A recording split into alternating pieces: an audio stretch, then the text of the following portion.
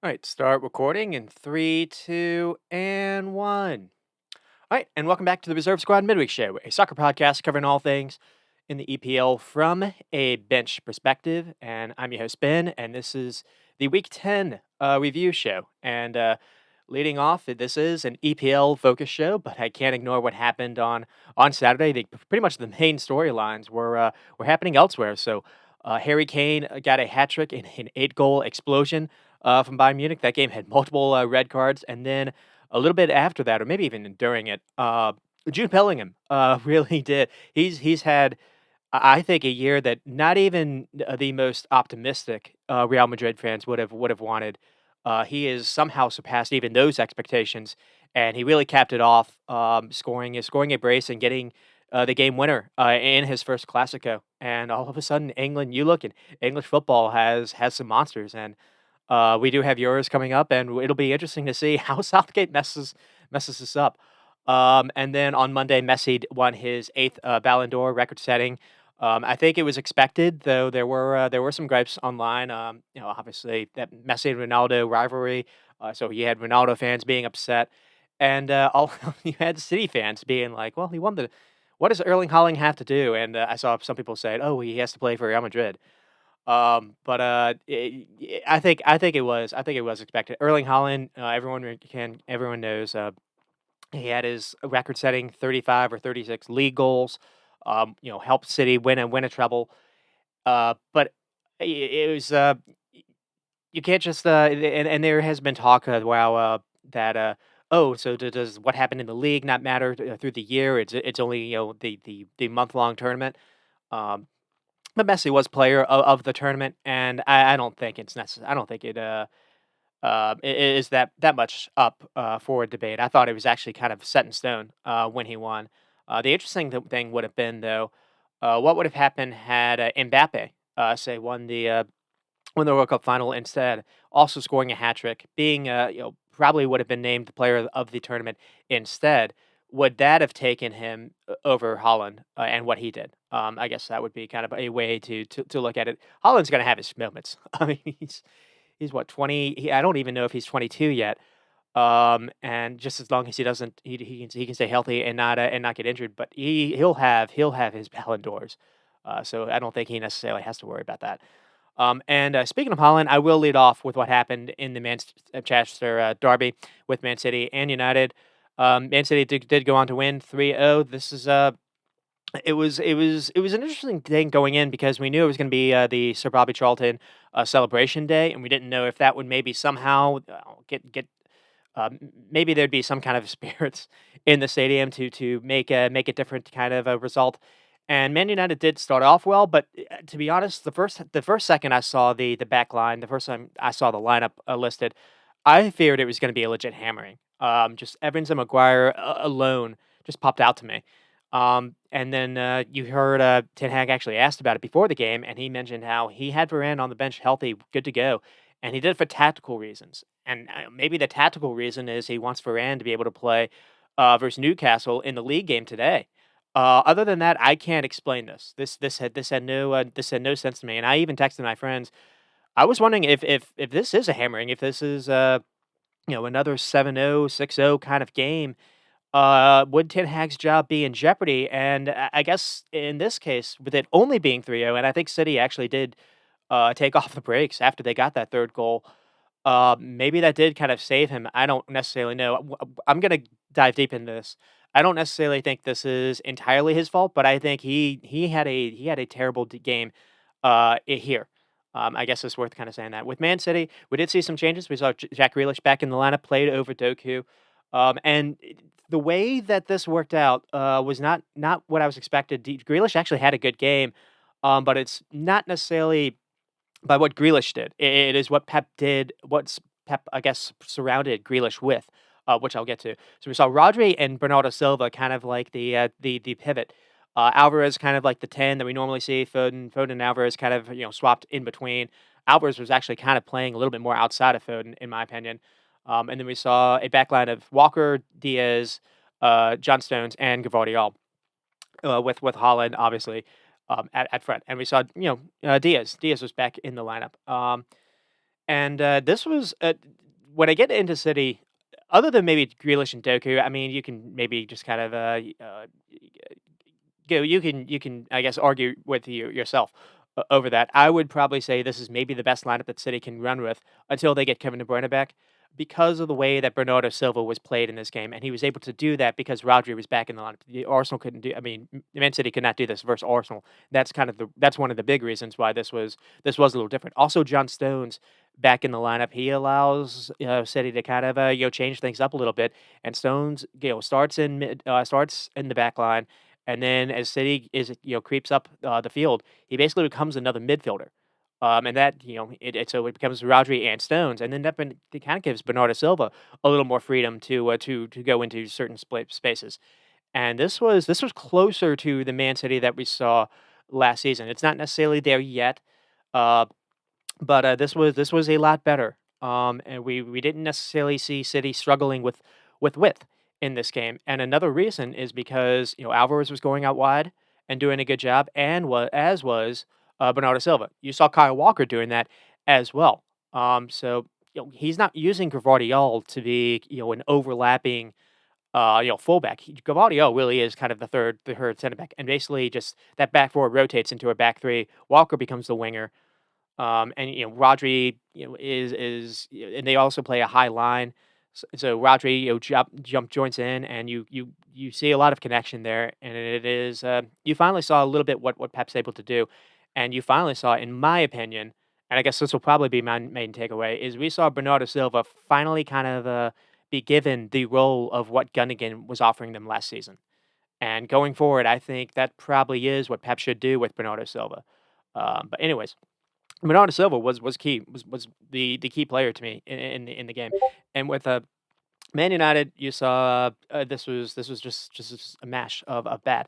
I mean, the back line was Dallo, Harry Maguire, Johnny Evans, and Lindelof, and then McTominay and Amrabat. That was a bit surprising. And then Bruno was right wing, Ericsson through the middle with Rashford, or maybe it was really Ericsson kind of further back. Maybe it was McTominay, I think, as played as like the advanced 10, and then with Hoyland. And this did not necessarily work. In the beginning, it wasn't terrible. I mean, I was wondering if maybe Man United's idea was to actually kind of play a 4-4-2, kind of mid block, just to accept having 25% of the ball, kind of like we saw with them in the FA final. And maybe the idea would be to just play Bruno really really narrow, play him next to Ericsson, allow City some of the wing space, to just kind of deny that supply line into Rodri and Stones. And we kind of did see that a little bit, but City in this case were like, okay, well we'll use Alvarez and we'll use Bernardo Silva to be our outlets to advance the ball upfield, and they did. So, Man United maybe set up to do something, and then they did change City's style of play, but it still didn't necessarily work. They did get off to a good start though. There was a chance in this early what 2 or 3 minutes into the game with McTominay. Bruno did a good job to pick the ball off Gvardiol. Man United had numbers ahead after winning the ball back in the City end, and McTominay instead ignores his options. He did have Rashford and Hoyland ahead of him, and he decides to go for goal himself, and he has a team effort. It was a good start though. Uh, and then the Man City's first chance came in the 8th minute with Holland, and two Onana saves. The first one's kind of a maybe a mess up, but he does enough, and he has a wonderful save though, recovery save for the second. But I do think the first one is an error. It is shocking that City don't score here. Rodri just has a long ball into the box, and he finds Kyle Walker. Kyle Walker, why is he all alone? But just completely by himself. And this is the kind of the problem when you play with, you do that formation that Man United, have been doing for like 4 or 5 years in a row, that 4-2-3-1. When a team has a fullback that goes forward, usually, the opposite fullback is already dealing with an attacking player himself, and it creates an overload problem. And that is either that needs to be picked up either by a defender, so I guess maybe Amrabat in this case, or it needs to be Rashford. And Rashford, in my opinion, doesn't do this enough. This isn't necessarily what Man United didn't lose because of Rashford, but that kind of that has been a theme with this entire team, not necessarily knowing when to pick up or track following runners. So here Kyle Walker just gets into the box completely free, and he's able to flick it to Foden, who is also free. So Lindelof is not having a good go of it already. He has two players to mark, and he doesn't mark either. And then Foden heads it to Onana, and you do have the save. Onana spills it right to Holland, which is not what you want to do. But he is able to somehow stop Holland from getting the tap in. Uh, but after that, it was kind of a decent start for Man United. I mean, just there were a couple of times when they were able to get some transition moments, and it seemed Rashford and Hoyland weren't on the same page. That'll be a theme I'll touch on later on as well. But it wasn't in the beginning. It wasn't as bad as I was fearing. Sans Evans and Maguire. Uh, but do you just figure these two having to deal with Holland was going to be destined to a disaster? The other thing that was starting to creep up was Bruno wasn't just kind of tucking inside to try to block off maybe Rodri or Stones. He was essentially playing inside as a number 10, and him and Ericsson were really tight together. And he was doing absolutely nothing defensively on the wing side at all. Sometimes you did see Ericsson actually just kind of dropping deep to the right back spot. Instead, when Dallo was going forwards, and Amrabat was kind of doing okay to fill in where was needed on the other side. Uh, so at least the shape wasn't as much of a disaster as I was kind of expecting, at least in that first half. Once Ten Hag made his changes in the second half, all of that changed, and it was much worse, to be honest. But Man City did have a couple chances. So here, Maguire actually heads it right to Rodri, and Holland is nearly played in behind. And then there's a Bernardo cross, and this is an important sequence here. So this is basically where three big chances, and maybe even the second goal comes from. So Stones has the ball. No ball pressure, and he's able to find Grealish, and then Grealish has Bernardo ahead of him, and Grealish does well to slip a ball, for Bernardo to run into. When you give Grealish options, that's when he can work. It's when you ask him to do stuff 1v1 and he's isolated, he can't really. All he can do is either go backwards, or he just knows to cut towards goal. When you give him options, that actually is kind of where you can get him to tick a little bit. And we finally saw that. It was because of Bernardo Silva. His like role in this game was a little different. This reminded me a little bit what Gunnigan was doing last season, as I said. So here, Bernardo Silva, gets slipped the ball into the box, and he has a nice left foot, towards the goal, and nothing comes from it. But something comes from it later. Here, just Rodri, it goes to Rodri. He picks out Rodri, and he has a volley attempt that just goes out of bounds. And then we get to the goal. This was a gift, and I'm not going to disagree with that. And I fully agree that saying this was not only just harsh, almost stupid.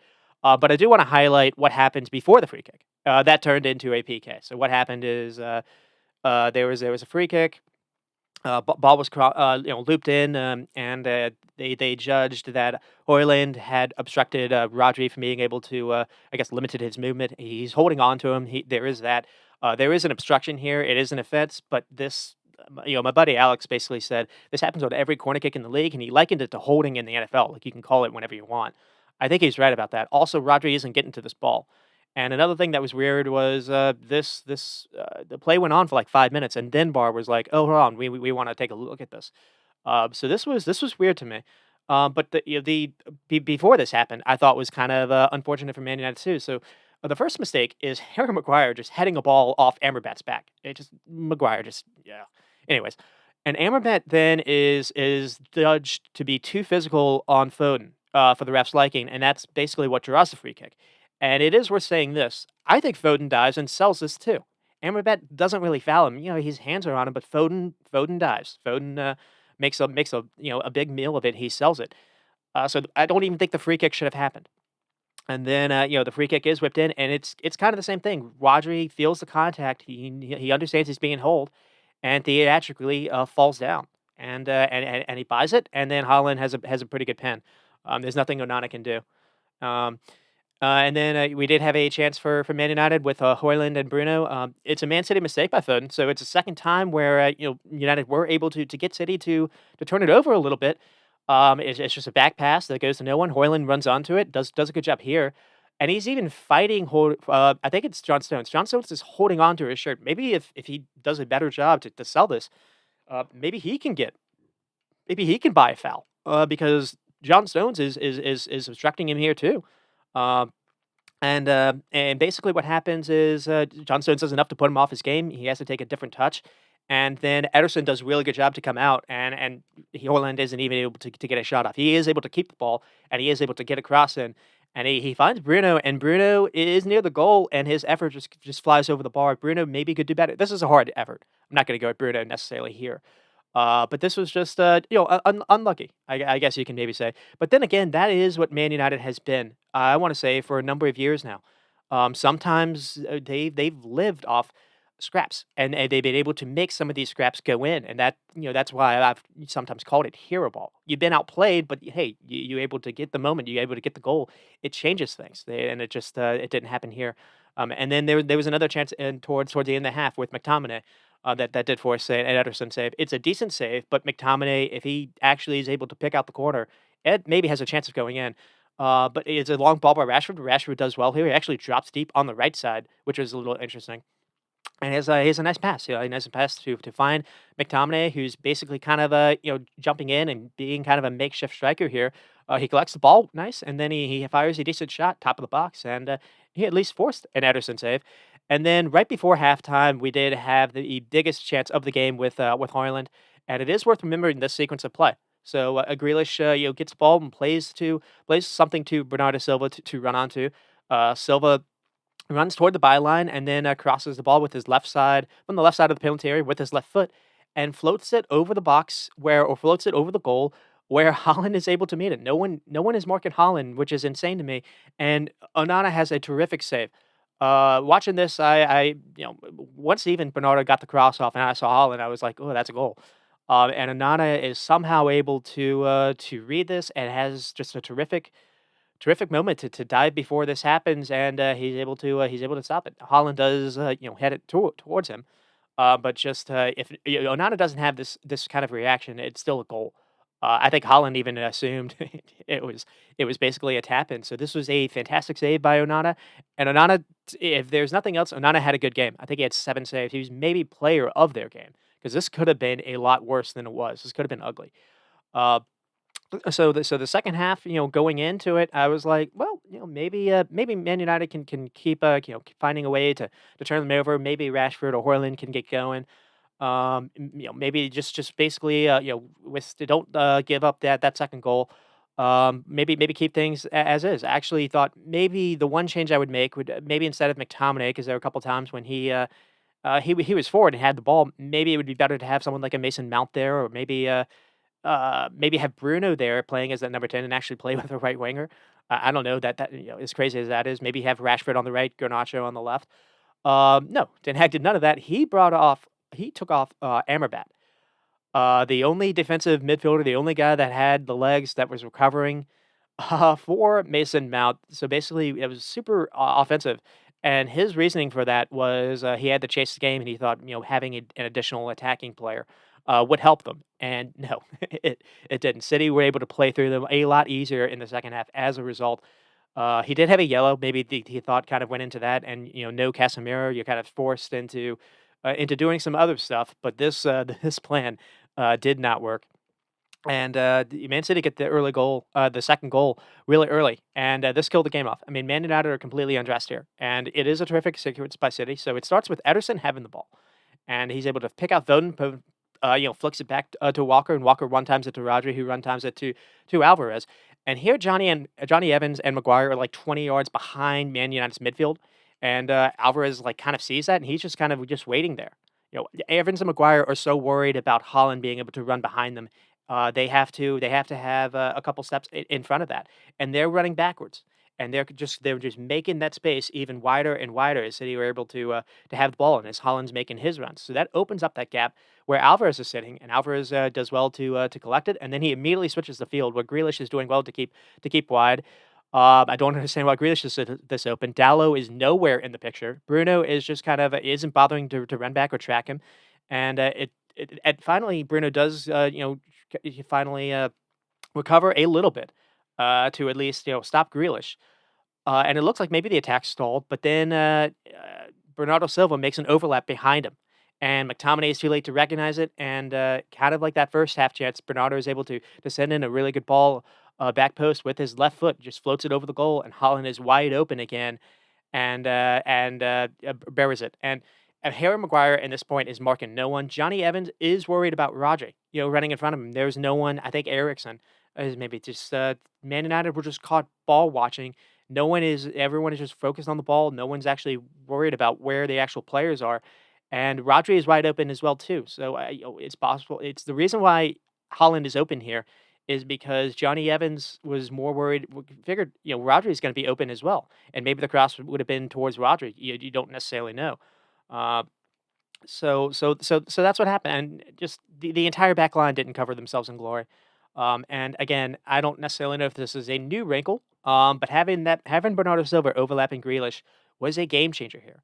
And then we have another chance for City with a Grealish cross, and City already know the game is won at this point and are basically doing playground stuff. There's good hold up play here by Holland, and then he's able to get a touch in the box and move, and they eventually swing it out wide to Grealish, who this time is the guy on the wing, and he actually does a pretty good job to send the ball in. It doesn't go to anyone, but this was pretty good play by City here, and then we have a chance for Holland, and this is another pretty good Onana saves, but just Man United's back line is just so bad here.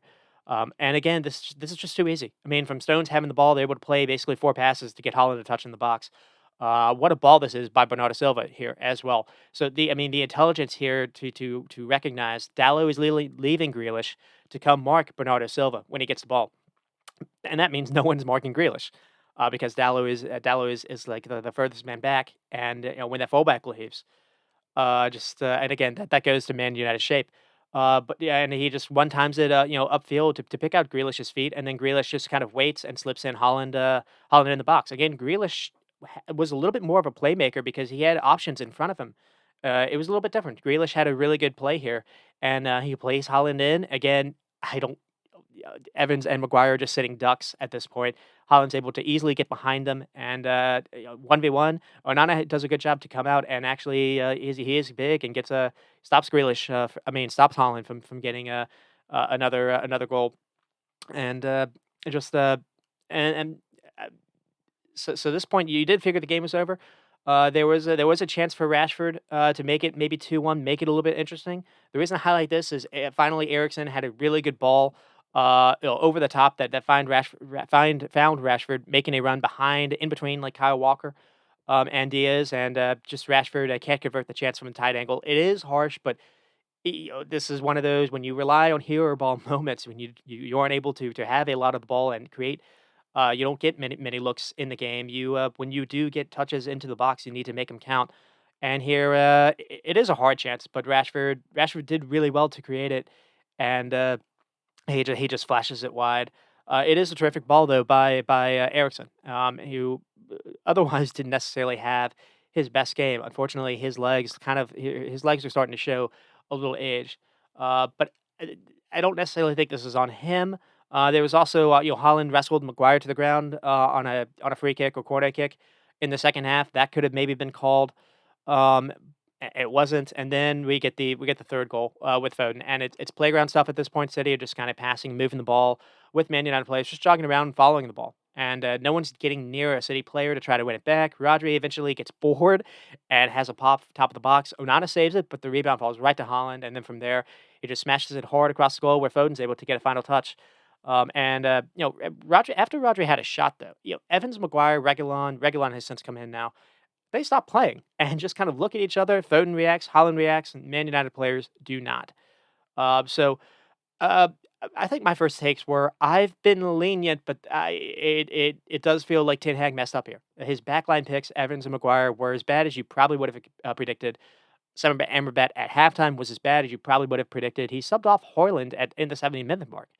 Uh, it felt like all of his sub moves made the team worse, not necessarily better. They were unlucky with the pen. That is a fair gripe. You can't give up the second goal that early in the second half. Without Onana, maybe you're 2 or 3 down at halftime. This could have been a lot worse. I mean, players unmarked all game, not tracking runners. Free crosses to Holland, unmarked in the back post. Can't can't do that. Versus any team, not versus like arguably the best team in Europe. I mean, Man United did, set off to, play off the counter, and they did have a couple moments with Hoyland and Rashford, but they offered nothing outside of that, and out of possession, they were dreadful. They had no backline communication, no help from midfield, and it seemed like United did set up to stop Rodri and Stones, being the outlets to advance the ball upfield. Bruno wasn't tucking his out all game, and so that made it kind of harder for Stones and Rodri, even though they they still had a lot of influence in the game. But it was fun because they used Bernardo Silva and Alvarez to kind of be the outlets instead. I mean, actually, Man United 0.95, Man City 4. Man City with 21 shots and 10 on target, just 7 and 4 in the first half. Yeah, but they exploded in the second half, 14 and 6. Seven big chances for Man City, seven saves by Onana. Um, and passing 316 for Man United, 543, 90% for Man City. Um, I mean, the one positive is I will start with Man United. The one to start with positive is Onana. He did make maybe Man United have found a way to kind of fix that puzzle. At least he had 7 saves, and the least questions you have to ask, at least the better, at least maybe in that respect. But and without being reactionary, before the injuries, I didn't hate the way Ten Hag was actually playing. There was a game, I think, versus Crystal Palace. Now, it was a bad Crystal Palace side.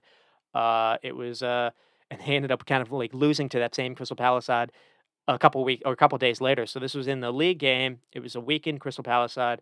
But I saw a different way of how Amrabat and Casemiro were played. Now, you didn't have Casemiro this game. Uh, he kinda played Almond almost kind of like a left back, but he was cutting inside, he was playing very inverted. He's tucking inside and kinda playing as a midfielder, and you saw a little bit more rotation. You saw center backs playing higher upfield in that game. You saw a pattern of play, you saw some buildup, you could understand what they were trying to do in the first phase and second phase movements. Casemiro was sometimes dropping to form a kind of a fake back three with that back line, and you can experiment a little bit more when you can play a high defensive line. Now there are risks, but also rewards. And I thought for the most part, they kind of did the same thing for 70 minutes for Galatasaray before that Onana mess up. And so you get Casemiro back, you get maybe Varane, Luke Shaw. They're dearly missing Luke Shaw. Lissandro Martinez is out. I have no idea how long he's expected to be out. I think he had surgery, so that's not good. Juan Bissaka, I don't think they had anyone in their back four that is a starter if everyone is healthy. So maybe you get Casemiro and Amrabat together. Kobe Mano is back fit. I think he had a good game. He apparently had a good game yesterday. I only saw some highlights. I didn't actually watch it. In a U21 game versus Newcastle, he looked promising in the summer before his injury. So maybe you can kind of think of things like that. There are ways to make this team more competitive, but it does feel like last season was a little bit more of a one-off. Rashford purple patch and Casemiro turning back the years. But I am starting to wonder. I mean, is it time to think about? There's a lot of people going at Rashford. Is it time to think about sitting Bruno or trying Mount there instead, or even Hannibal? Now you don't, or maybe just stop giving Bruno either a free number 10 role or only let him play that. This Bruno on the right thing does not work. Yeah, he keeps trying that. He did that versus Liverpool last season in that 7-0 game, from what I remember, and he just doesn't have the discipline to play any other position other than that. And I think City recognized that and overloaded them to death in the second half. And this wasn't a 5-0 game, though I think it could have been. City did put on the brakes. I do think a different team pours it on them. And just the problem though is seeing the way Bruno wasn't helping Dallo out, seeing the way Dallo kind of wasn't, was sometimes trying to be in midfield to be an extra number, and when Man United were losing the ball, there was just open space down that side the entire time. This man once Man United had to chase the game, the gaps opened up, which even exposed Evans and Maguire more so. And at that, this is a point I want to get to. That is why the call that went against them mattered, because in the second half, Man United had to commit more numbers forward to press, say, Ederson. Man City were just kind of too incapable. Uh, and with Arsenal, it was a different game plan. The game was tied. Once you have to chase City, it's a different outfit. When Man City have a lead, they're a different team. The task at hand becomes different, and way more difficult because they can dictate the game however way they want to play with a lead, and it usually forces you to commit a lot of numbers to make Ederson, you lose the ball, and he is so good at just being able to, he can withstand pressure, he get away with it, but he doesn't just, make a good passing decision. He is able to go over the top. He's able to pick out teammates, when you commit high numbers and you basically plays a number of players out of the play, and it's dangerous to do that. But another thing too is, that is when you're able to do balls over the top. That's when Holland is at his most dangerous. And with Johnny Evans and Maguire, Man United could not do that. They could not press high as a team. So what they were doing is they were pressing high with their front line, maybe their midfield, but what was happening with the back line is their back line was staying back. And so you saw a giant, 20, 30-yard gap between, the midfield line and Johnny Evans and Harry Maguire. And also it didn't help that Dallo was sometimes leaving them alone. And that is just that is a big reason why this was a massive issue. So there was just so instead of Evans and Maguire, not allowing Holland to get behind them, there was an ocean of space between the midfield line and Evans and Maguire instead, and that is where you saw City playing balls to. That's where you saw Alvarez receive a ball, and that's what led to the second goal. And it was different with Arsenal a couple of weeks ago because they had Saliba. Saliba was able to go 1v1 with Holland, and that allowed Arsenal to commit numbers forward. And another thing, because they didn't necessarily have, they weren't chasing the game, they didn't necessarily have to press Ederson. Like when you force Ederson to just kind of pass it away, you take away his options of who to pass to. That is different. But it so that was a big story of the game. So uh, I mean, people were going at Ten Hag, and yeah, he made some bad decisions. Obviously, with Varane, Submarine, and Amrabat, for tactical reasons was weird. But I don't think you can let the players off the hook. Mason Mount came on in the second half, offered nothing to me. He doesn't look up for the pace. He has had injuries, but he was struggling. He's been struggling for rhythm since that move. Rashford doesn't needs to find a way to work with Hoyland, or because the chemistry has been off the entire time. I can't really explain it. And this talk of Rashford can only play on the left wing isn't great either. If Rashford could find a way to play on the right, and you can play Garnacho on the left, that'll make Man United's attack better.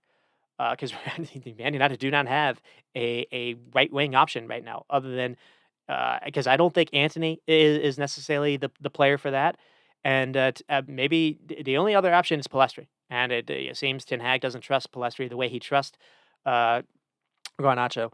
I mean, Ericsson unfortunately looked kind of out of it in the second half. He had tired legs. I was wondering if he was going to get a start. I was not.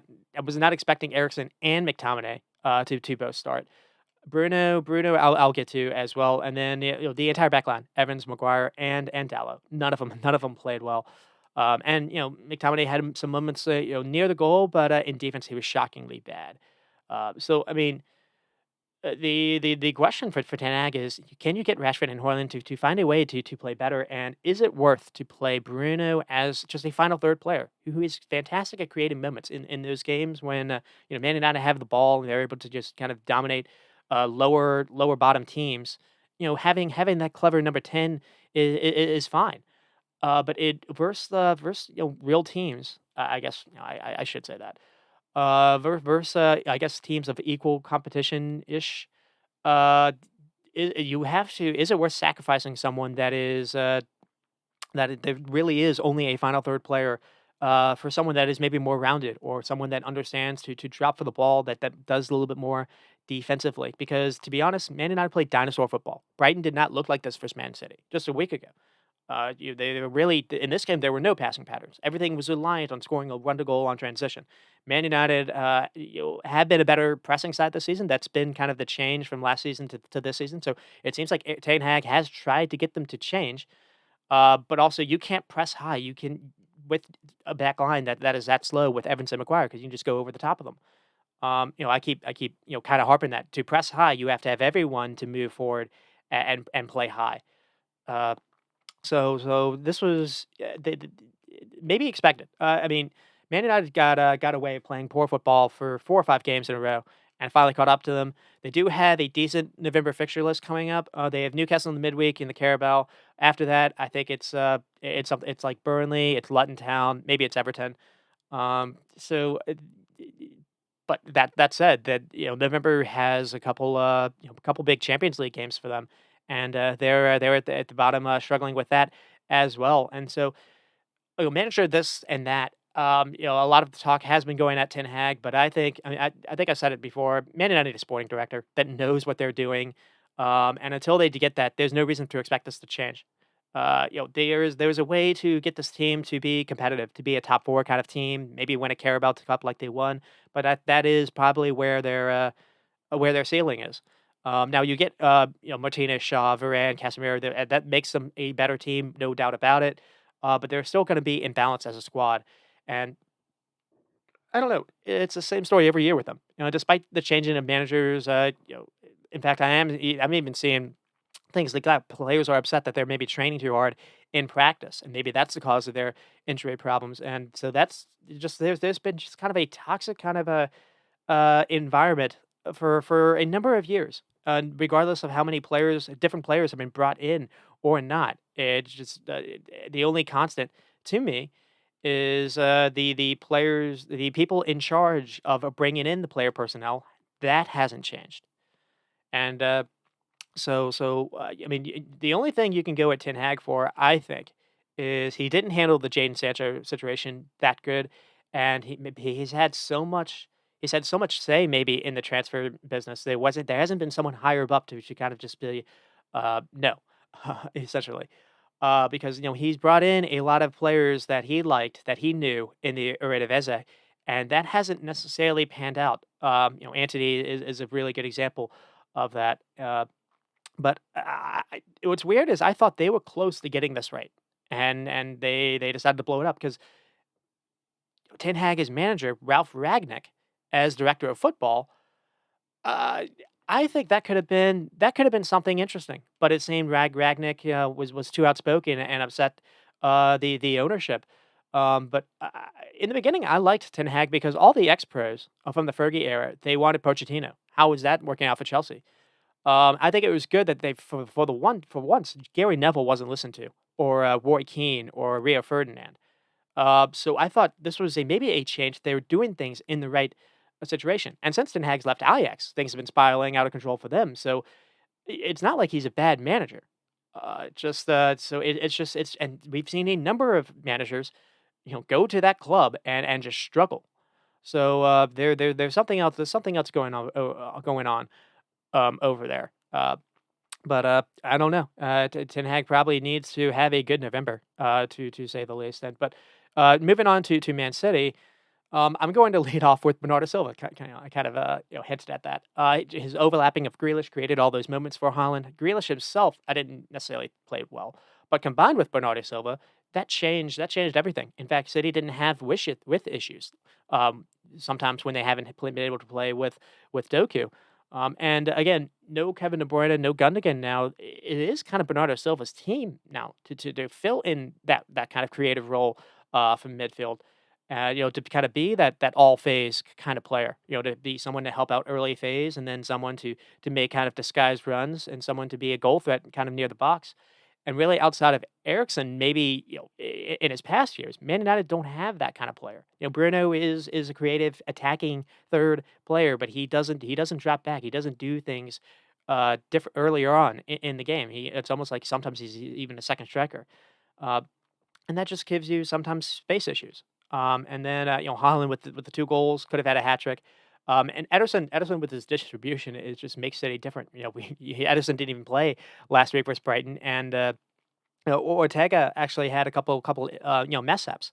It is kind of funny with that. And other than Rodri, I think he was maybe player of the Champions League final. And I don't know. It was a weird game for City because it kind of felt like they were just sleepwalking in the first half, and maybe lucky to get that PK, but I think once Man United kind of changed how they were setting up, it all fell into place, and they were starting to create a couple chances around like maybe the 30th minute or so. They did force Anana into a couple really, really good saves.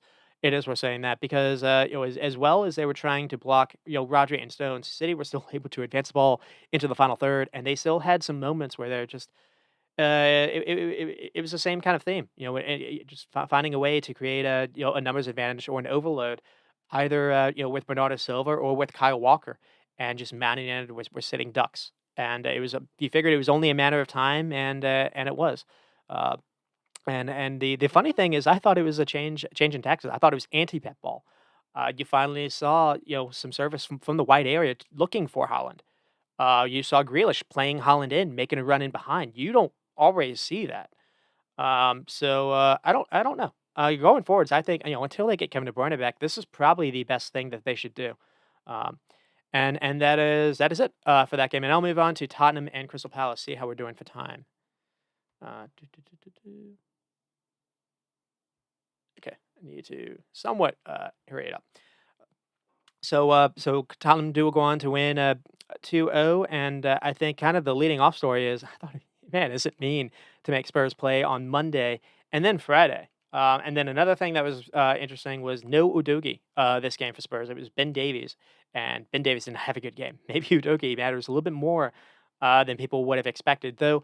And when you go back to, I kind of, replayed what I said about them last week or maybe like 2 weeks ago, and I kinda noticed that. Udogie is almost like kind of, similar with Pedro Porro.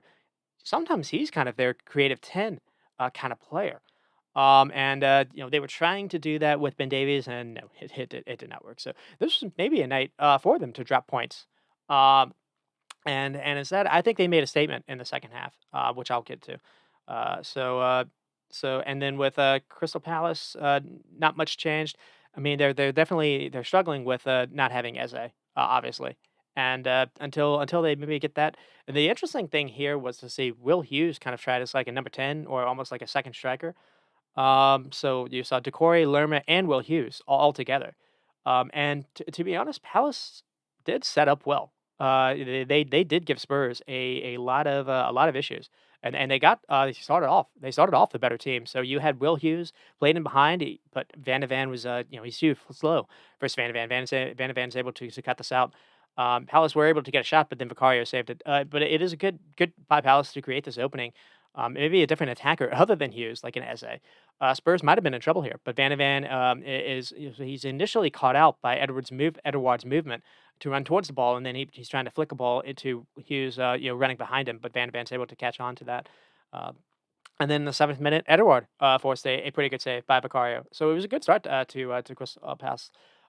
Decent shot from 18 yards out and forced a save. And they were able to make Vicario work twice. And then there were a couple nervy moments, I think, for Spurs fans where Madison and Van de Ven were getting stepped on. But one thing I want to touch on is the kind of the Palace tactics. So Spurs don't have a shot in the first 25 minutes, and why? So it was a 4-4-2 with Will Hughes and Edward kind of up top, and it was similar tactics to I think Emery's Villa.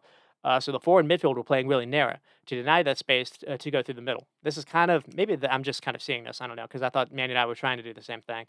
Um, so it was essentially four marking two, with Madison 2 or 3 when Madison was dropping deep. So the wings were open, but it's also worth keeping in mind that the way Ben Davies was playing, it was kind of making it easy because Ben Davies was playing inside himself, and that allowed Ayu to cover him through the middle. So you didn't really have width necessarily in that first half. I thought Davies needed to stay wide just to at least move Ayu away. That sometimes you don't really think about that, but when you're doing man marking essentially, if a player runs a little closer to you to the ball, a teammate runs closer to the ball, that's bringing an extra defender closer to the ball. Uh, and then, Schlupp had a chance to maybe 3 it in Ederard in the box and misplays it. So Spurs were living on edge.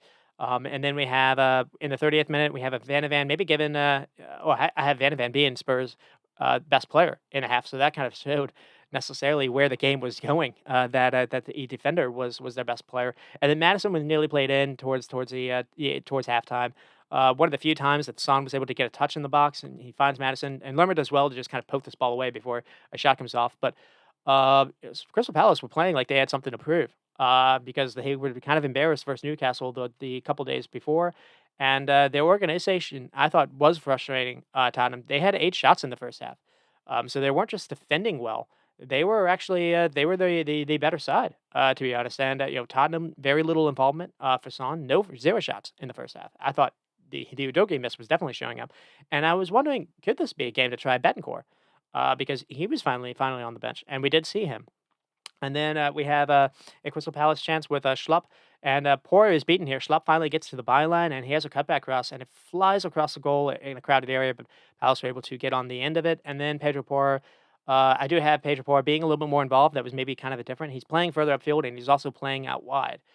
So here he gets on the wing side. He's cutting inside. Tottenham are doing a better job, in my opinion, also to stop Palace from passing out the back. They're trying to press him a little bit more. And we see that a little bit for the goal in the 53rd minute. Son scores, and what here Madison. Wait, is it Son? No, I think it's an own goal. Madison sprints towards Sam Johnson and forces the mistake essentially. Spurs, win a cheap throw in. Yeah, it's to award own goal. Spurs win a cheap throw in. So by Madison just pressing Sam Johnson by himself, he's able to force a throw in, force Palace to give the ball away, and then from there it's Romero to Porro to Sarr. So pretty good passing movement by Spurs here. Sarr makes a run into the box, and then Sarr has a cutback cross that Madison's able to get on the end of it. He volleys it with power, and the ball just kind of flies off Joe Ward. Ward maybe could try to let this go. It looks like he's actually moving towards the ball. He's in a kind of an unfortunate situation, so it is harsh. But Palace, I think, were the victims of their own doing by giving the cheap throw in and then not marking a free runner into the box. And then they did have a chance with Basuma losing the ball. This could have been a nerving moment, but Edouard, after Edouard, poked the ball off Basuma, Romero is really quick to recover and prevent anything bad from this coming. So it was another good game from him and Van de Ven. And then Palace got a corner kick, and Gahey even got a free header on the corner kick. And it kind of, again, a different day. Maybe that could have gone in. But after getting that lead, Spurs were able to dictate the game, and they were playing. They were doing a chess match. This was entertaining in the beginning. It started to get a little dull because they got to a point where basically the Golden were straight holding on to the ball for like I don't know 20 seconds, was just literally no one moving. Palace didn't want to go forward to press them, and when they finally did, they would press with two, and Palace with Crystal Palace would have the center backs open, and with Vicario, you had 3v2s, a lot. So anytime Palace were trying to, get them to turn it over, Spurs always had an extra man. So that is the kind of the issue when you have a keeper that can do that. That's what Man City had with Ederson essentially, and now it looks like Spurs maybe have that with Vicario. And going forward, that could be a storyline by itself because Vicario has been a really good shot stopping keeper. But if he can offer them this kind of distribution and this kind of calmness, and where it's hard to press them to turn them over, that makes them different as well. And then they basically get the second goal, kind of doing this. So they're toying with Palace for like basically 10 minutes after that goal, and they finally decided to kill the game essentially. So they were just sitting on the ball, making Palace come chase them, and it got to a point where they were able to they basically forced Palace to move into spaces that they wanted. And then, so after toying with them for a few minutes, they do go direct. They finally see that the passing lanes that they want. Romero first feeds a quick ball into Højbjerg. Højbjerg then quickly finds Pedro Porro playing in the middle of the field. Porro does really nice well. He has a nice turn to keep the ball, and then he spins, and then he's able to play it out wide to Sarr, and Sarr immediately switches the field with a long pass to Brennan Johnson. Sarr continues to impress me. Um, and at this point, a couple Spurs have made a couple subs. They brought in Brennan Johnson. They brought in Højbjerg.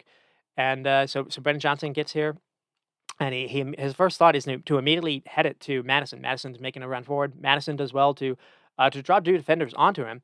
He also has a really nice touch here, very very clever with like the outside of his foot, and he's able to slip in Brendan Johnson, making a run in front of him. Johnson gets into the penalty area, and there he does a cutback ball to Son, and Son finishes home. This is a really really nice goal, and this killed the game essentially. But finally, Palace maybe woke up. It was just way too late. In the 94th minute, they were able to get one back with Jordan Ayew. It's a terrific finish. I mean, the ball was just hopeful ball finally clipped in. Palace finally decided to play a little bit, and Poor made a mess of it, and Ayew just it down and had a nice finish. And then Mateus Franca has a real chance to even somehow make this maybe 2-2. And I mentioned Poor maybe had a mistake earlier. He's fantastic here. He has a great block. So he makes up a mistake here, and this clinches the points. So terrific play by Papora. And another reason too is so he blocks the chance well. He has his arms behind his side to do that, and the other reason is he's forced to mark Jordan Ayew first. He's forced to do handle two players here, and he does a fantastic job of doing that. So really good defensive play by Pedro Porro. And Palace woke up finally. The final 8 minutes or so into the game, it was just too little, too late. And with Spurs, this is what good teams do. You maybe didn't show up with your best stuff. It was away to Palace. You played on Monday, so maybe had tired legs. You only had 10 shots and one on target. You scored 2 goals, only one shot on target. So they were not flying in this game. They only had 3 shots in the first half, zero on target, and they were still able to play it out. And then the reason why they were able to play it out is once they got that first goal, they basically went into shutdown mode in a way that I really have only seen Man City do. So that'll be kind of a theme that I want to get at. I mean, 669 passes, 91%. So and, when you're not at your best, you still need your playmakers to show up, and Madison was big again. He created both goals, and, funny enough, I kinda mentioned it last week, a lot of teams are kind of struggling when the may create or can't be special for them. Spurs, I haven't had that issue yet.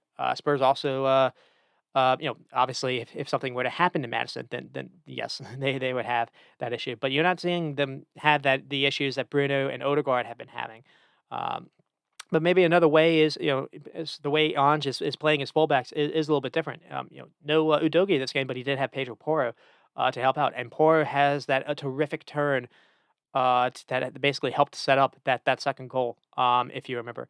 And but I want to talk on Vicario because this is impressive to me in a different way than we've seen. I actually even called it Man City mode. So they weren't at their best, but Palace basically set up to disrupt them. Um, well, once they got the first goal, they were able to just kill the game out and just be holding on to the ball. You don't even have to do anything. Just hold on to the ball to draw people to come toward you. Because when you do that, you're leaving either space behind or you're leaving, a mark behind that just kind of force everyone to shift over. And Vicario and the center backs were just basically toying and able to draw the Palace players into positions that the Spurs wanted. Spurs were just straight dictating the game. Um, and this wasn't necessarily the easiest game week because of the quick turnaround. But here you get Bentoncourt back, and you got Brennan Johnson back, and suddenly their depth looks a little bit better now. To be honest, and then it was also a terrific game by Romero and Van de Ven. And when things aren't flying, away ground, hostile environment, that is a hard place to play. Selhurst Park, and you need to clean sheets. And, until, 5 minutes into the game, they basically did. But also Palace didn't really have a hard look on goal, for most of that game. And what each offered with the calmness on the ball in the second half, touring Palace, that was impressive. And I don't think Spurs have had a backline this good in some time. I think that is the reason why they are where they are. They're also, they're number 1, I think, for, open play, expected goals. So a lot of people wanna just kind of dismiss them.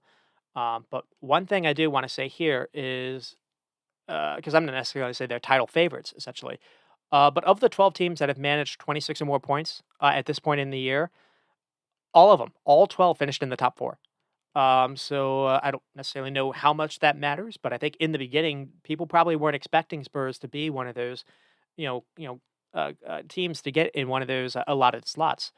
And So that is something to maybe think about. That is for that couple of years that probably was going into the season, maybe their goal. I mean, it's still a lot of football to play. A lot of football to play. I don't. I still, mentioned maybe the depth isn't necessarily as bad as, or maybe the depth has improved with a couple of these guys coming back. They don't have anyone. If something happens to Pedro Porro, I don't think Emerson Royal is nearly the same player. Ben Davies was really off it. So I don't think they have anyone for Dogi, and especially I don't think they have anyone if something happens to Van de Ven. The reason why Romero looks a different player, in my opinion, this year is he has a really good partner. It's almost like Van Dijk and Kanate. Van de Ven is almost like the Kanate here, where just it seems that it's really hard to get behind him. He's got such good recovery pace, and that is really big because Spurs like to play the fullbacks a little bit differently. There is space behind, especially on the wings, and Van de Ven, at least to this point, has been able to have that pace to cut those moments out. Um, and I think maybe the frustrating thing for rival fans is just seeing how fast Ange has come in and just he's changed their style completely. He's gotten Spurs to play make him one of the 2 or 3 best watches in the league, and, I I don't necessarily it does feel like the only thing to maybe bring them down would be squad depth with, an injury to Masson or Son. Um, yeah, again, this feels sustainable to me, to be honest, because, because of the back line that I just talked about with, Romero and Van de Ven, but also they're number 1 for open play XG. They're number 1 when it comes to starting positions with the goalkeeper getting a touch to getting a touch in the opposition penalty area. This isn't, just a lucky purple patch, at least as far as, to this point. It is kind of worth saying that, and but again, a lot of football to be played. They have a decent November stretch, and then December, it gets fun. They have a Man City, and I think they have a number of I think they have Newcastle. They have a number of tough games in December, and December is also usually I haven't looked at the actual dates, but December is usually when they do that weird scheduling where they play basically 3 or 4 games every couple. They basically play a game every 2 or 3 days. They try to really congest that December schedule. So that'll be when we really see what to think of Spurs as far as anything other than top 4 contenders. And then with Crystal Palace, it was better organization than what we saw versus Newcastle. But again, so they set up to basically not get thumped, but they didn't really do anything to. They never looked like they were going to score a goal, and they were able to get something with Ayu, and but that happened with like in the 95th minute essentially. Uh, just it seemed. It just seemed they were just ready to. They were just trying to not get necessarily embarrassed. I mean, that is fine, but I mean, man, do they clearly need Eze back. And I don't if nothing else, I wanted to see what Franco and Raksaki, have to offer. Back-to-back games, they came in when the game was lost, and they at least inserted a little energy. I don't necessarily know how, Hodgson, thinks, but anyways. And then I'll move on to Liverpool and Nottingham Forest. Liverpool do go on to win 3-0, and, I was happy about that because Nottingham Forest not only took points off Liverpool last season, they gave Liverpool fans a scare at Anfield. Actually, not only took points, they won. They won one of the games, one of the fixtures, I think, at Forest, and then it was a close game last year at Anfield. I think Liverpool won 3-2, but all 3 goals came in open play. But leading off, the big story coming into this game was something unfortunate has happened with Luis Diaz and his family. His parents apparently have been captured in Colombia, and very very horrifying. And obviously, Luis Diaz wasn't able to play, and apparently that has been weighing a little bit on the club. And you even saw when Jota scored, the way he celebrated was to have Luis Diaz's shirt, raised it to the fans. So, thoughts I guess are with him and what he's dealing with, and that did change a little bit because I don't think Jota probably would have started.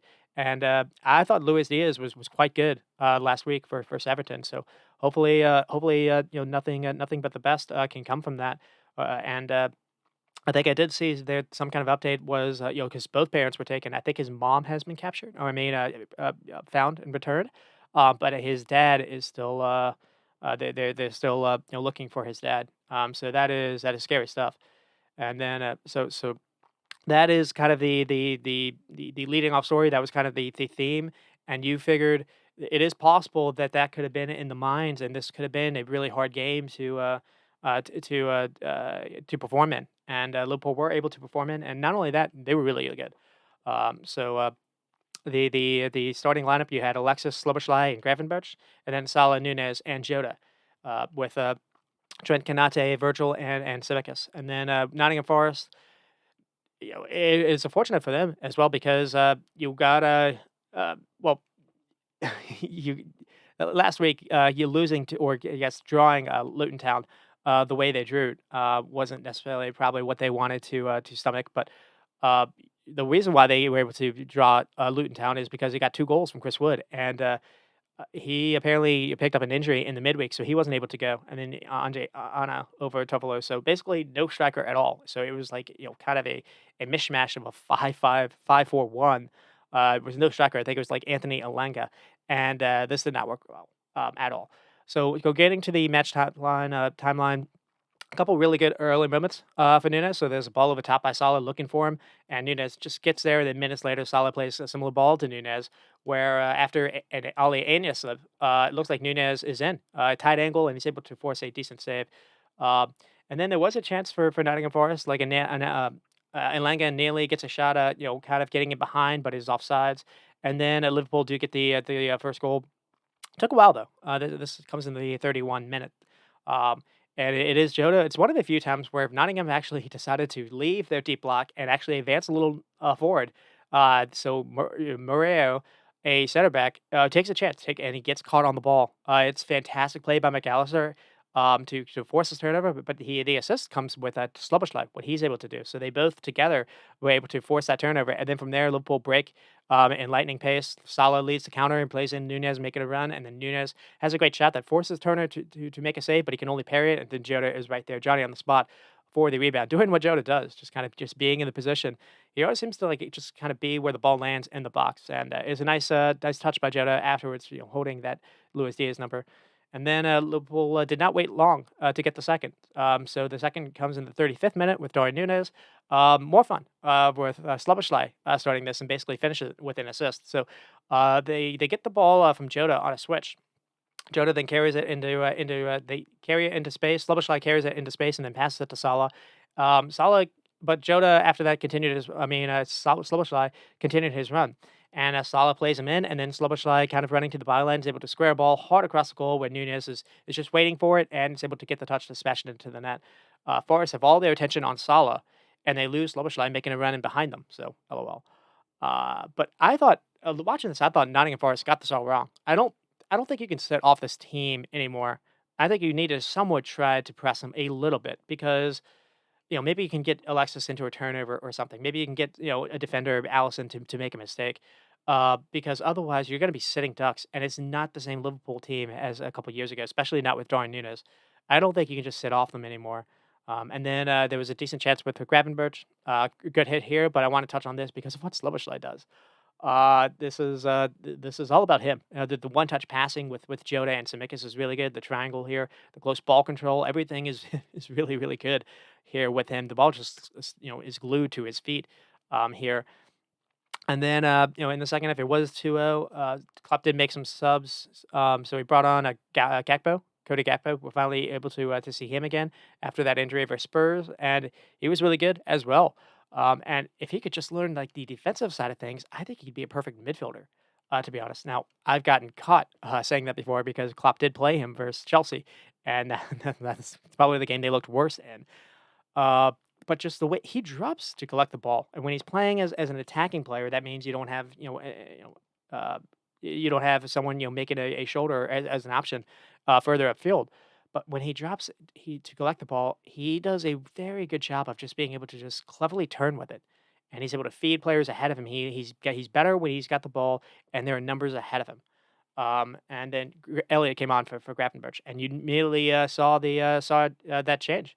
Nearly come through. Instant impact from Elliott and Gakpo. So really good move here. It starts with Van Dijk just slipping a nice ball through the middle to McAllister. McAllister then slips it forward to Szoboszlai, who passes it back to McAllister, only for McAllister to one time it to Gakpo, and then he's able to turn on the ball and then slips a pass forward to Szoboszlai, who has moved upfield.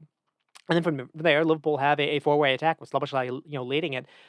Salah and Nunes through the middle, Cimicus is wing option, and then Elliott outside of Salah, and it goes to Elliott, and Elliott can he avoids the saves, but it wasn't necessarily that great. And then there was a chance here for Forest to maybe make this interesting. They've been second best in every aspect, but here they finally did have a chance. So Tsimikas is caught big this time. Liverpool aren't able to press Mourinho off the ball into a mistake, and so they I think they tried to, but Mourinho was able to withstand it. And then there, he's able to look up and he's able to see that Tsimikas is out of position, and he floats a really good ball over the top to Gibbs White. And Gibbs White's able to run into the space, and then he crosses a dangerous ball into the penalty area. And Dominguez is there. He just kind of slips right before he's about to hit it. This could have this could have changed things a little bit. It was a little nervy at this point, and then the 73rd minute, Liverpool do get the third, and they get it at the right time. And it's really unfortunate for Matt Turner because he makes a big mistake here. He does, and he'd had a really good game before this point, but it is a howler here. So I mean, this goal comes though from Slumbersley again. He gets the ball from the top of the Forest have a throw in essentially. Liverpool able to head it away, and then Szoboszlai gets the ball top of the penalty area, and he pinks it 60 yards, to Salah making a run. I don't necessarily even think he's trying to pick out Salah, but he plays a pretty good ball, and that forces it draws Turner out, and then Turner misses the ball, and from there it's an empty net. So Turner and the center back have some communication issues. Turner really didn't have to go for this. Even if Salah is able to get behind the defender, the Salah still has a lot to do, and so Turner does make a mistake, and then Salah makes him pay for it.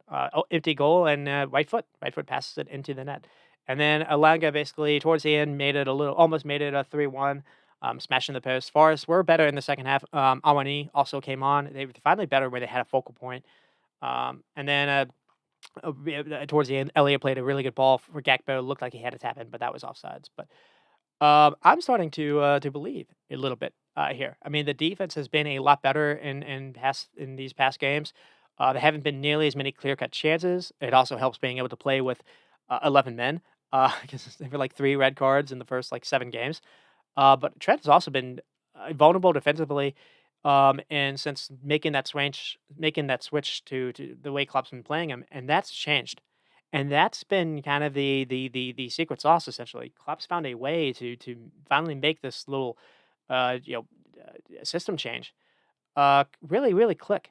And it's been Trent has been basically one of their better players, actually, and arguably the best player in some respects. The way he's been playing him differently.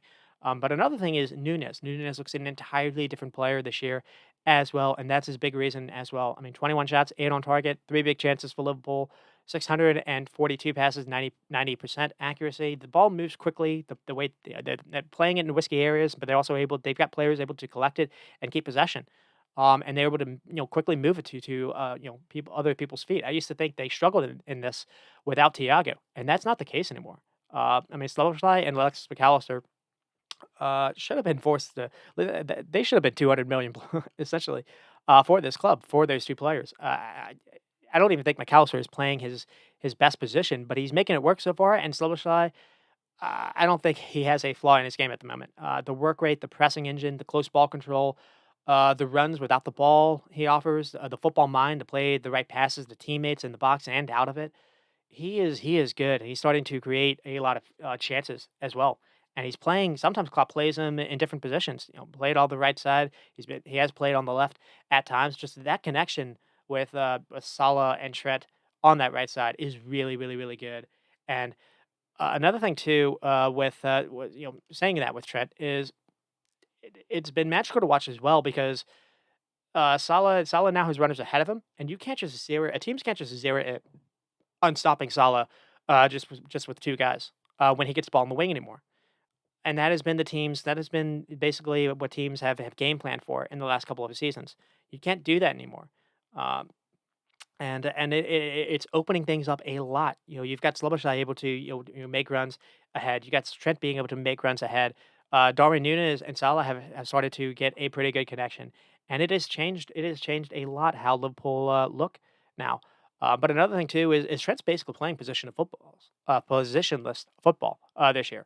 He was Liverpool's number 6 in the midweek, uh, and he's got a knack for like finding a gap and threading a really good ball through the middle to find teammates' feet, or maybe sometimes he drops deep and does switches play, and has a nice long ball over the top as well. And he go on the wing and send in great crosses. And finally, it seems Kanate and Virgil have an understanding of how to cope with the change in system, with not playing basically with the fullback anymore, or maybe like moving it to kind of a makeshift kind of three, going from a three to going from a 4 to a 3. And I think it's been Kanate. This game was Kanate's best game in possession.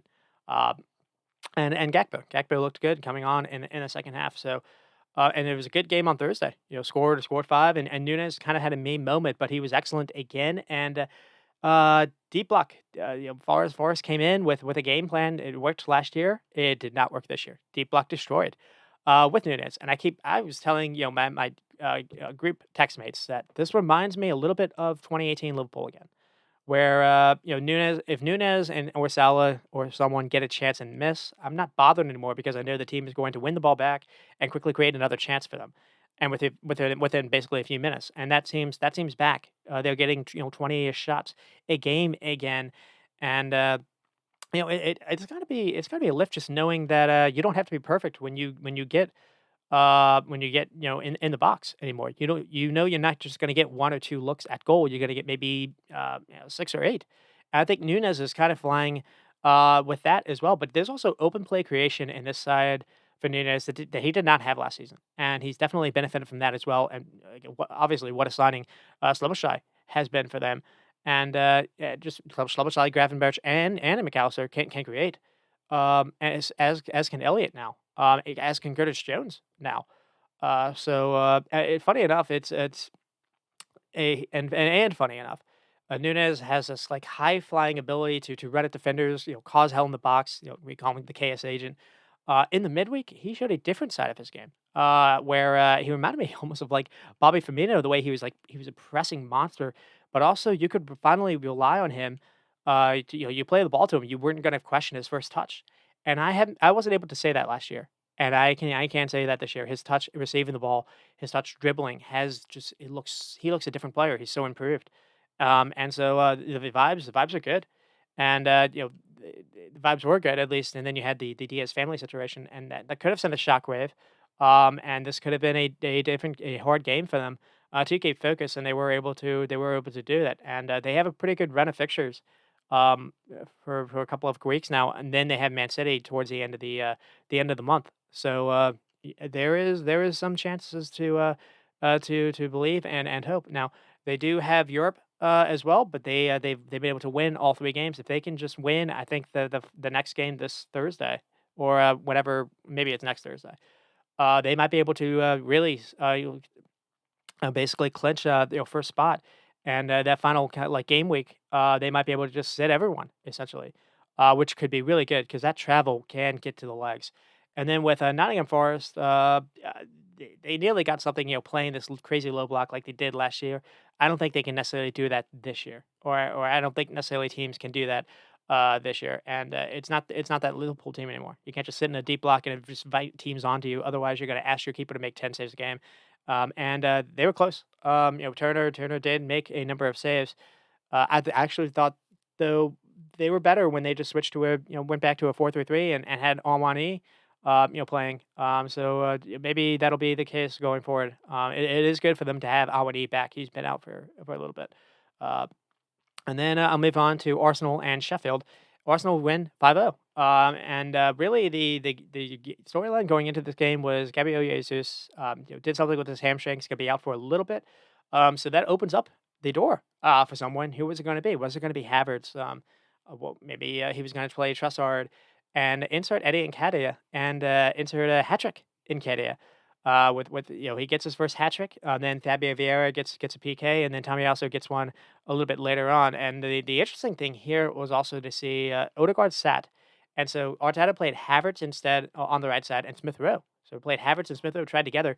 Declan Rice was the number six, the lone number six, none of this Jorginho stuff, and Arsenal looked good. Now this is versus Sheffield that shipped eight to Newcastle. This is probably it's up there for maybe the worst team. Maybe it is the worst team in the league. Sheffield are having a hard go of it. They have a number of injury issues as well. I mean, a lot of teams are having injury issues, but Sheffield are really affected by that as well. It is worth saying that. But Sheffield also played Man United pretty decently just a week ago. So you didn't really know what to expect, and Arsenal were really really good. Um, and so we get started. I'll get started with the first goal. Comes in the 28th minute, so it took a while, but what a touch this was by Nketiah. Really good opening goal. So it starts with Ben White having the ball, and he threads in a nice pass, beating three Sheffield players, all ball watching. So he's able to find Havertz, and then Havertz quickly passes it to Saka. Saka holds onto the ball. It carries it a little bit, and then before like kind of passing it to Declan Rice near the top of the Sheffield penalty area. This is way too easy for Arsenal, but then Rice has all these options when he gets the ball. And, Ben White is making an overlap on the right wing, Saka's playing inside of him. Then you have Nketiah just kind of, waiting in the box. On the other side, you have, Smith Rowe and Zinchenko. So Arsenal basically committing, 6 guys into the attack here. And Rice has a really good ball into the box that finds Nketiah, and then Nketiah has a fantastic touch to collect this under pressure, and then that allows him to finish off the chance.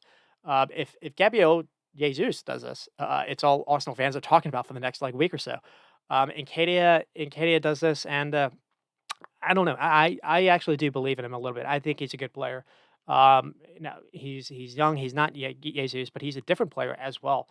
And Arsenal have played him a little bit this season. It hasn't necessarily worked out that great, but I don't think they featured him. And the games that he's been playing to me, it's been like, oh, we don't have Jesus. We'll just play with him, just to play with him. This time they looked for him, and I think it showed up for them. He can help this team now, not just in the future. Also, I think Rice needs to learn how to play this pass more. This was really, really, really good from Rice because when you think about it, he's going to get this kind of look a lot. It changes the way Arsenal will play, teams will be able to play Arsenal if Rice can be that guy that's kind of in the deeper area from the middle, to feed players in, because that'll change how teams have to go about defending Rice or defending Arsenal in these packed boxes. This is what Partey was really good at doing last season, and finally Rice, at least here, had a really good moment as well. And then we have a chance for Martinelli. Not many looks in the first half, but this was pretty good here. So again, Arsenal have a lot of options near the Sheffield box. Smith Rowe feeds in Martinelli, and then Martinelli has a clever cut to chop inside before firing a shot. Good power, but Foden is able to save it.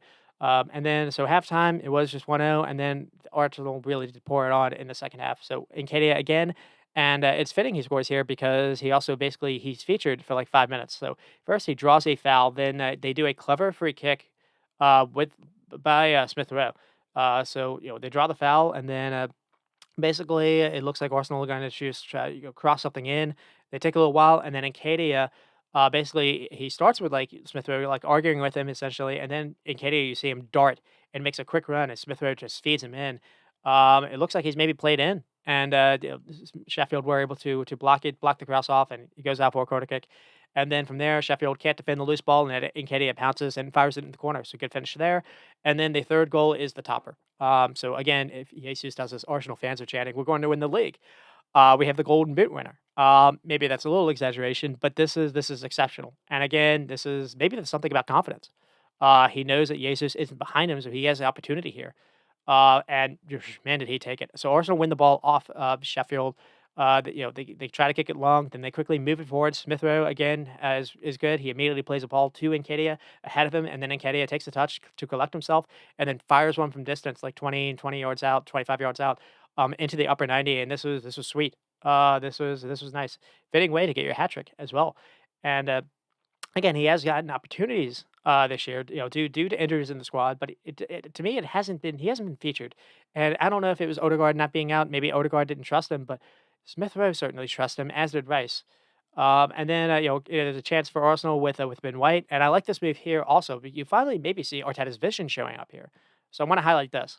Arsenal win the ball back again, and they win the 50-50 duels in the air with Havertz and Rice. Smith Rowe gets the ball, immediately plays it to Nketiah, who has his back to goal. Nketiah then does well to collect it, and then quickly tries to feed in Havertz. That one's blocked, but the ball stays in bounds. Martinelli then runs through it, gets to the byline, and sends a cutback ball that finds Ben White, who has a decent pop and forces a good save. Uh, so you see dual winning. You see them able to advance the ball forward. You see that Martinelli had the width. You saw Arsenal having just multiple ways to win the ball back, and multiple options. And you finally saw Havertz work a little bit better.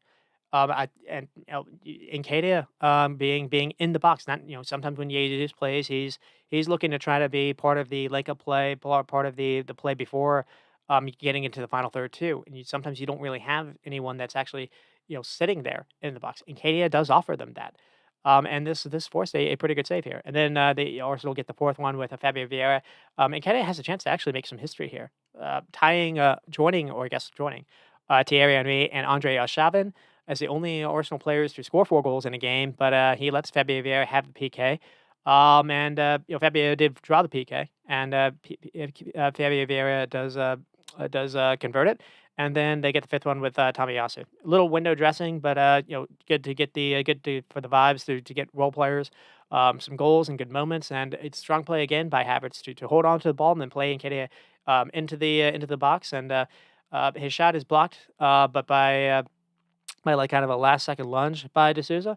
But then Sheffield concede on the following corner kick, second one of the game. So struggling on corner kicks. And so Arsenal have 13 shots and 8 on target. The 8 number is good. 13, the game was basically over, so I don't necessarily look much into that. They did struggle a little bit in the first half. It is worth saying that. Sheffield with 2 shots and 0 on target. But this is what Arsenal need to work on. They get 8 on target. This is going to make them different. Against Sheffield, yes, but I still think it's encouraging. 4 big chances for Arsenal, though, is big. This is a team that has been struggling to create big chances all season. They're 10th in the league at this point, and so you created 4 in this game. That's good. Possession's probably what you expect, but yeah, and Katie is the guy to lead off with. Man, did he step up? And again, I thought it kind of went unnoticed a little bit because I checked out some other shows on YouTube or whatnot, ESPN FC, and no one really kind of talked about what his role was in the Chelsea game. And I thought it was good. He just I thought he played a little bit role in the Trussard goal, and it's just it's something about having an attacker that understands to make a nuisance of himself in the penalty area, just straight up. But he is also he actually has a little he's shown a couple of times where back to goal he has a really good turn on him. Maybe sometimes people don't think when he gets the ball he doesn't make the right passing decisions. That can be fair. This is also on the back of Jesus having probably his best game um, in a really long time versus Sevilla. So again, Nketiah isn't probably going to be starting for much longer until Nketiah returns. But I don't know. I liked seeing that. And again, I've kind of when I've seen him, I've really liked what I've seen. There was the only time where I was like, "Ugh," was I think for Spurs when it looked like he was struggling. They weren't really able to find him. This game when they actually did give him some touches and did kind of feature him a little bit, he shined. And then with Amos with Rowe, Sheffield or not, I liked what I saw here too. Just he has a little wiggle to him. He knows how to play passes to attackers' feet.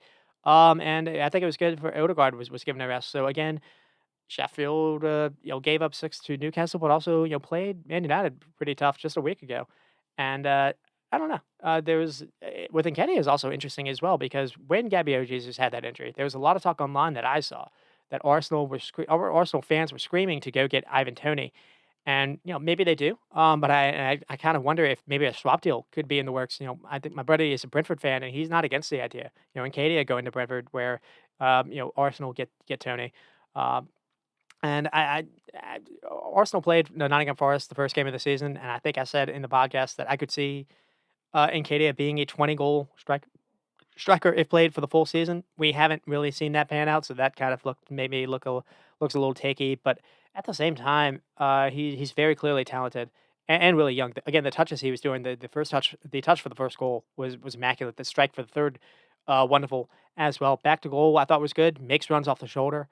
He's a good player, and he is young. But another thing too is he's got his chance. The club was sold off Florian Balogun to make room for him as well, and he's got his moment now. So we'll see if he takes it. And with Sheffield, this was rough. Kind of surprised Hickenbottom still has a job, but at the same time, the squad is bare. It's bare bones, and they had something like 9 of their key players out for injury. The decision to sell away Ndiaye still looks bad, and the decision to sell Sanderberg continues to baffle. To be honest, they sold him to Burnley, a quote unquote relegation or relegation contending club, and you sold him to basically a rival. And Sanderberg is someone that they could use. Has because they were getting out physical in this game, and so here from one London team from one London team that drew last week. So how did the other one fare out with Chelsea? And we'll move on to Brentford and Chelsea. This was the early game on Saturday, and this was a fun game to wake up to. So how does follow up their big win over Burnley, where they looked probably their best all season, and with Chelsea, how do they follow up their draw with Arsenal or Chelsea back? Uh, Curve your enthusiasm, music. So I mean, with Brentford, we get started with something different. We got to see the 3-5-2 again. I was a little shaky on this because Malpai was benched. But we saw Roslev and Hickey return. But to be fair, this really did work out. And then with Chelsea with a 4-2-3-1. The surprise though was to see Diazy played at right back. So last week we saw, Reece James is healthy. But yeah, I guess you don't want to, rush him into things. Last week we saw Gusto, and Gusto was beaten by a cross to the back post. So I guess Pochettino was like, "Yeah, you're at Gusto. Insert Alex Diazy." And what happens in this game? Chelsea are undone by a cross to the back post. Thiago Silva, Colwell, and then Cucurella. Cucurella on the right side or on the left side, left back. So it has been interesting to see Thiago Silva, and Colwell kind of played together as a center back pairing instead of instead of Colwell being played as the left back. And to be honest, I think that has actually worked out. I like him better as a center back than necessarily as a fullback. And then you saw Gallagher, Casado, and then Palmer and Madueke gets a start, which was a bit surprising. And then Sterling and Jackson, and this was not good. So here with Brentford has a cross that maybe gives Sanchez some fits. It's a lovely find here by Ayer in the build-up, who glides down the wing, plays a really nice forward pass into empty space for Bremer to run onto, and then Frank I think has done well here to insert Ayer into the starting 11. I think a different role here than last week, but I like he's able to get forward in moments and he creates mismatches. So here he's played as back three, but Ayer since he's returned to the 11, I think has helped Brentford out a lot. But a couple that said, Brentford did not necessarily start off well. The number of chances early on for Chelsea. So Madueke struck the post. Brentford are nearly caught out here right after basically that and Bremer chance. Chelsea counter quickly, and Cole Palmer gets the ball in the middle of the field, and he sees, plays a nice pass to the right side to Madueke, who no one is marking him. Yanout is sprinting to make up because Hickey is caught out of position. Because Brentford, just had that attack. Hickey is trying to do some kind of counter stuff. It doesn't come off.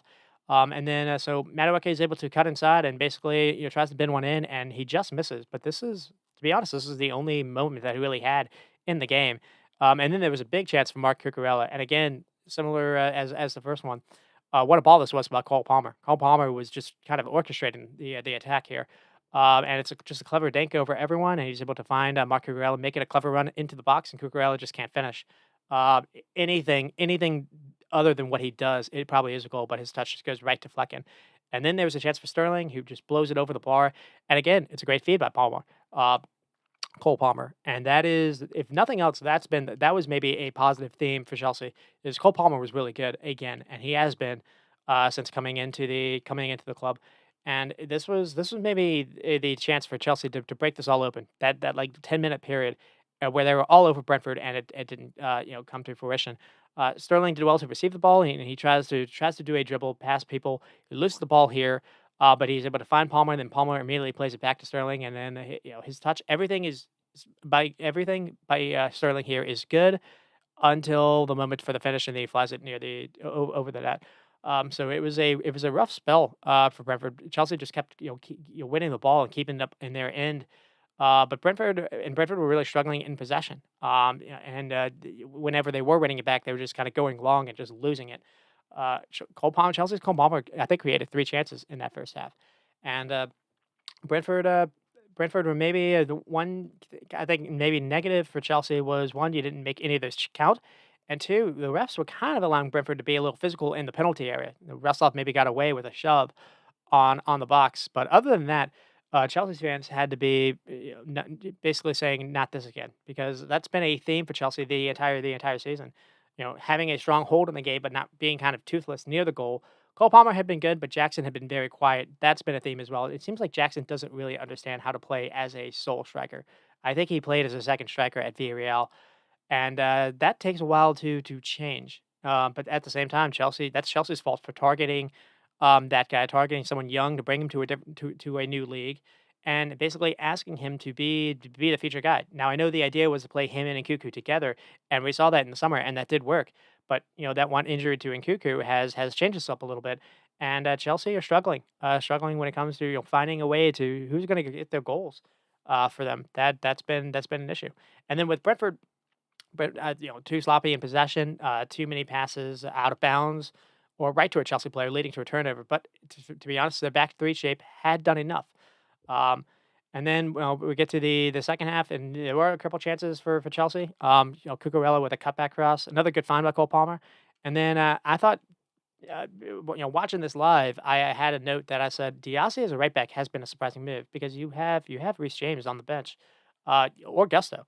Diassi was sometimes getting to the ball and just making really bad passes. Sometimes he was getting forward, because Brentford were playing really really deep, and so you're allowing Chelsea to have convert commit some of their defenders a little forward to play involved in the attack and gives Diaz was not able to really pick anyone out, so I thought Diaz was kinda playing a pretty poor game, and then, here, we have a chance for Brentford, and this is basically the first, warning sign, essentially.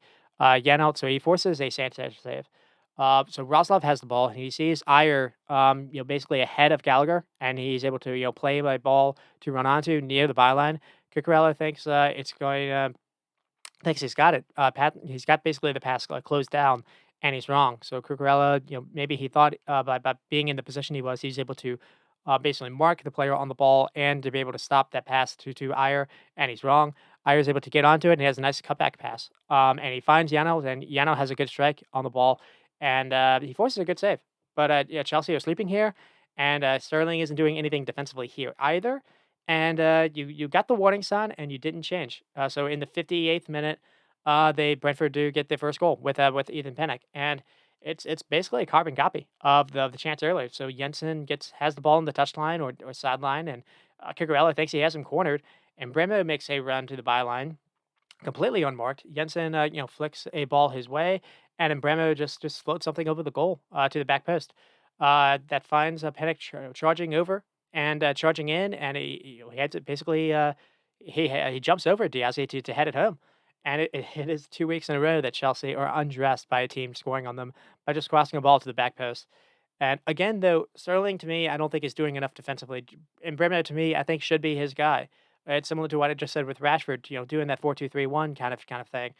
Sometimes those forward players, wingers, you need to help out when a team is getting overloaded, and they don't here, and it costs them. And then there were a couple chances for Chelsea. There was a second time, Flecken had a poor kick right to Chelsea, and then uh, you know basically Thiago Silva in the 86th minute had a header.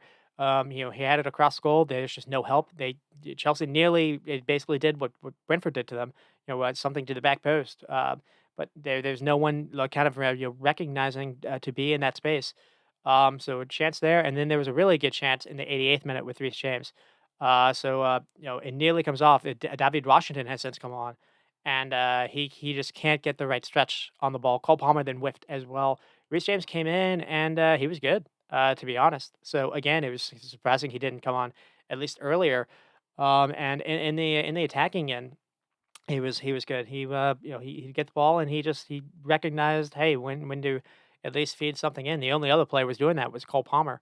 Um, and then Brentford had the chance to kill it with a 4v1 counter, and this comes from a Chelsea corner kick. And Brentford are able to beat Brentford are the team that's basically able to forcing Sanchez to make a save 20 seconds later. That's usually not what you want when you have your own corner kick.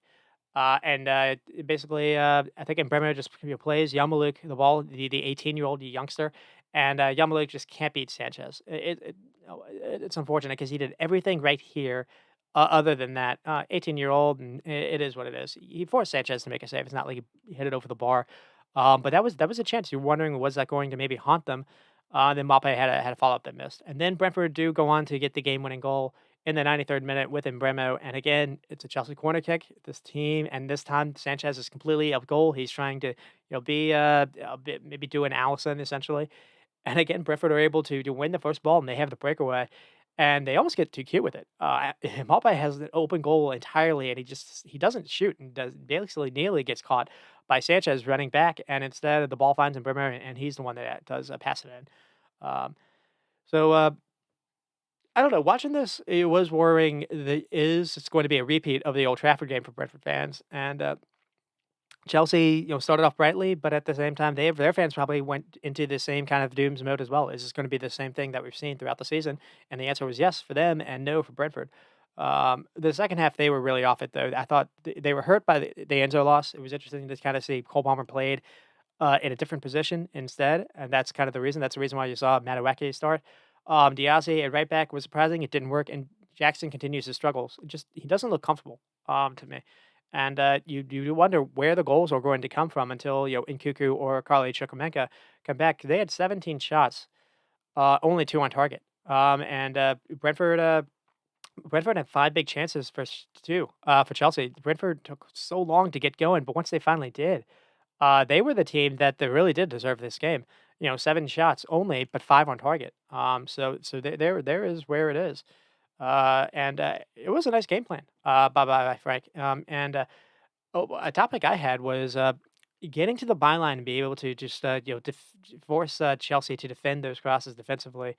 I thought that was key. That basically is where the goal is. And again, I've got to keep harping back to that. The teams need to be able to attack that way. And there've been a number of goals that I've highlighted where just the team getting to the byline. You think of Man City, getting their second goal with Bernardo Silva, just being able to and being able to cross it with that foot. That makes that's so much harder for defenses to handle. So I liked it. I thought they had more intent in the second half. I thought they were more patient in the passes as well. And instead of necessarily being reckless. And here's a funny stat: Brentford apparently have more wins at Stamford Bridge in the calendar year of 2023 than Chelsea do, which is crazy. I didn't realize it was that bad. So I mean, the spooky thing for Chelsea, and I was talking, kind of making a case for them just a couple of episodes ago, so I look a little foolish. Chelsea's wins are Luton Town, Burnley, and Fulham. You do have a positive with Cole Palmer. You can say that, but there's a little wide creation here. Sterling's trying to take players on 1v1, and sometimes he can do that, but he's not. You don't really see Sterling actually playing people in. You don't really see him actually creating for others. He's creating for himself usually. Um, and you definitely didn't see anything from Madueke other than the shot that he had. And there's not many times you actually able to make a run in behind. You didn't really see that. I did feel that they were better when Reece James came on, but there's no instinct to kind of just be in the area, no instinct to be in the back post. Jackson doesn't know where to run. So Chelsea play good football until they get into the opponent's final third, and it's the same story every single game. And they're going against a lot of deep blocks, and they're going to keep going against a lot of deep blocks.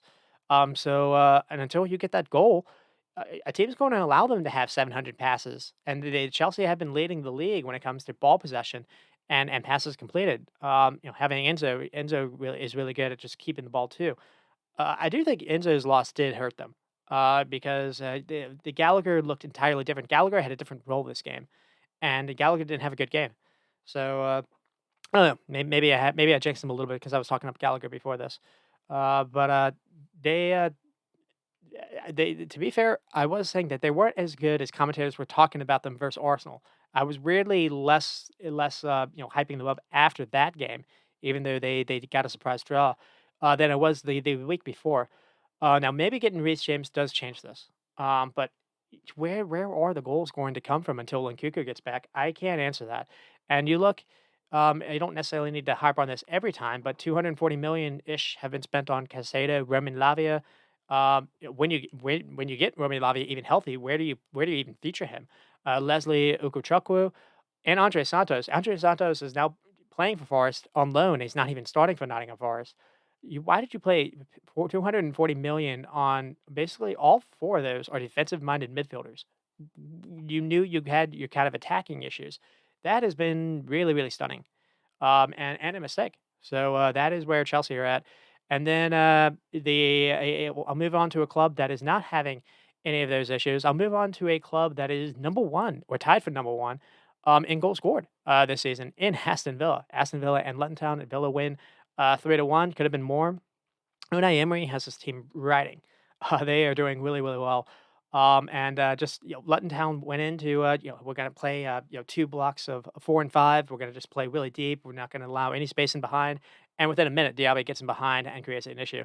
And then there's a chance for Zanello. Diaby again gets in behind. Mengali, I think his name, was having a really rough start here. I mean, Diaby didn't passes it to Watkins. Watkins lays it off to Zanello, and Zanello just misses with the finish.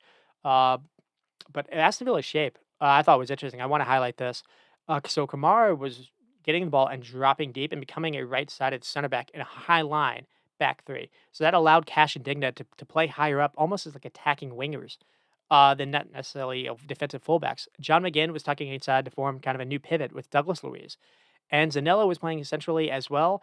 And Digger, because Digna was offering width on the left side, and that really by being able to do that, it helps being able to play a back line. That'll be a theme I hit on with this game because you can drop that defensive midfielder into basically becoming a center back in a high line, and that allows you to be a little bit more creative elsewhere.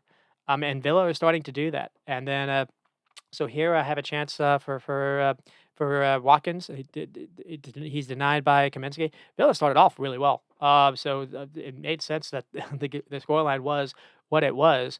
So here Cash makes a run upfield and he causes hell. So this is a good example of what I'm talking about. So Villa have the ball with their goalkeeper. It starts with Cash as a fullback in a back four. Kamara is a midfielder next to Douglas Luiz, but as they advance upfield, you see Kamara drop and shift over, and then you see Cash disappear upfield, and he's able to make a run ahead, and Cons is be able to he times the pass perfectly, and then Cash square ball into the box. It finds Watkins, and Watkins' touch is denied. Really good save by Kaminsky. Uh, but a game note was Luton Town applying zero ball pressure at all. It's just allow Villa to spray whatever pass they want. They have all the time to look up where the run is on or not, and they finally get caught on it. So here it's like 16th minute. Aston Villa get their first goal with John McGinn. Um, it comes off who scored in the Conference League as well. It's just a free kick, and it's kind of a training ground one.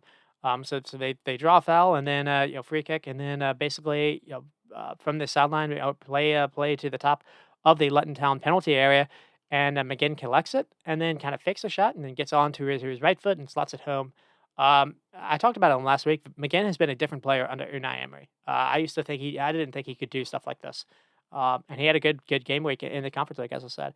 And then it seemed like they were going. When is Aston Villa going to get a second? Because it seemed like that was going to happen, other than like Luton Town equalizing. So here we have a chance for Watkins, and it's a great cross by Digna. It's the same movement as before. This time it's Lucas Digna. So the exact same thing that we saw with Watkins' chance on the with Matty they do with Digna here. So Villa moving the ball side to side with their center backs, no pressure on the ball. Paul Torres then sees he's able to play a perfectly weighted ball to Digna, making a run in behind Luton Town again, and then from there, square ball that just misses Watkins. Really, really close. I mean, Luton Town are playing a back five, and Villa is still really getting behind them for fun, running down those channels. And then there was a half chance that Ogbene was able to get behind Villa.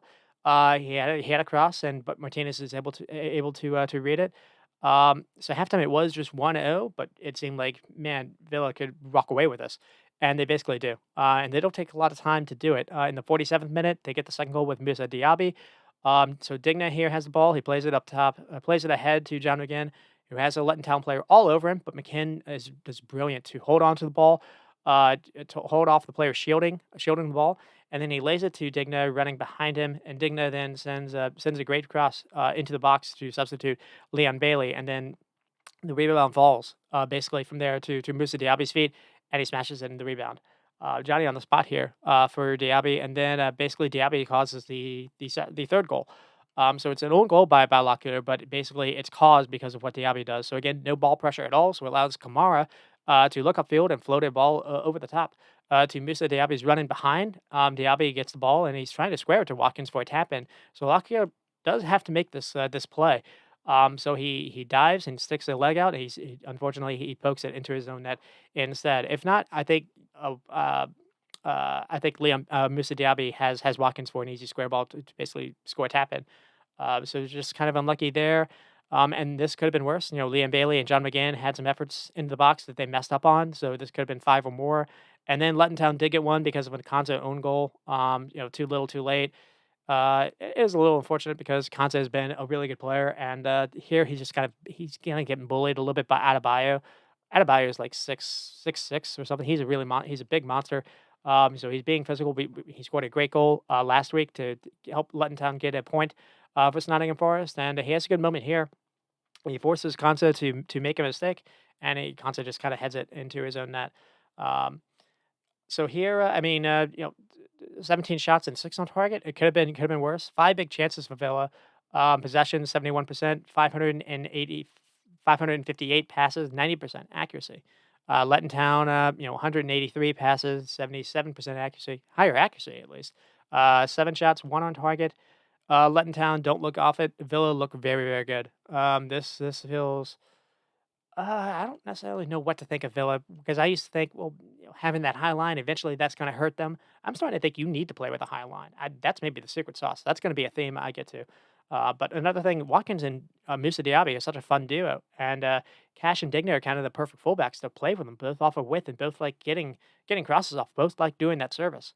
And also Kamara's role in the team in possession. He allows for a lot of change in the system, and then you have Douglas Luiz, who is kind of the other defensive midfielder who's the opposite. He's fantastic on the ball, and he's able to do a lot of ball progression himself. And it's a great week all around for Villa because they scored 3+ goals in the Conference League, and there was a lot of reasons to like this team. The versatile, they can play inside and outside. Depth question marks maybe. But if at 11, they're good. Two strikers that can make runs and get in behind for fun. A midfield that with a mix of ball winners and progressive passes. And I did feel like maybe they'd be vulnerable with the high line. But again, I'm starting to wonder if the rewards outrun the risk uh, because of the way that you can change things up a little bit. If you have it with a high line, basically that means you have your ball winners as your midfielders. So you have a lot of numbers usually where the ball is, and as long as you have a defense that can make those runs behind and do those recoveries, the ball over the top has to be perfect. Sometimes it is, but usually it's not. And what they're doing is they're changing from a back two where they would be vulnerable to moving Kamara to kind of be a makeshift back three, and it's making them quite strong. To be honest, and not only strong, this team pumped Brighton. What 5 goals, 6 goals, just a couple of weeks ago, and not a lot of teams are really getting behind them and scoring a lot. Now Villa aren't necessarily at the top. I think they're like eighth or something for goals conceded. So it is.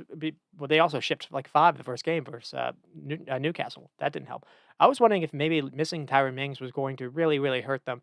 And at least for the moment, Emery has found a way to at least alleviate some of that. And I do think a big reason why has been Konza. Konza has been fantastic because I do think maybe Paul Torres could be got at with someone doing a cross in behind. Uh, but Konza has the legs to be able to operate from the middle, but also has a recovery pace, and so does Kamara. So Emery again is finding a way to just kind of change the team to basically change the lineup or whatever to adapt what he has for player personnel. He's really good at doing that, and again, I think they're tied with Newcastle for most goals scored in the league, and they're sixth for big chances created. They've created more chances than Arsenal this season. So how long can this last? It can be a little bit like Spurs. We just don't really know, but at least to this point, they've gotten here, and it is November. So that suggests maybe this is going to last. The question marks with Europa, how deep, or Conference League, how deep when they go into that.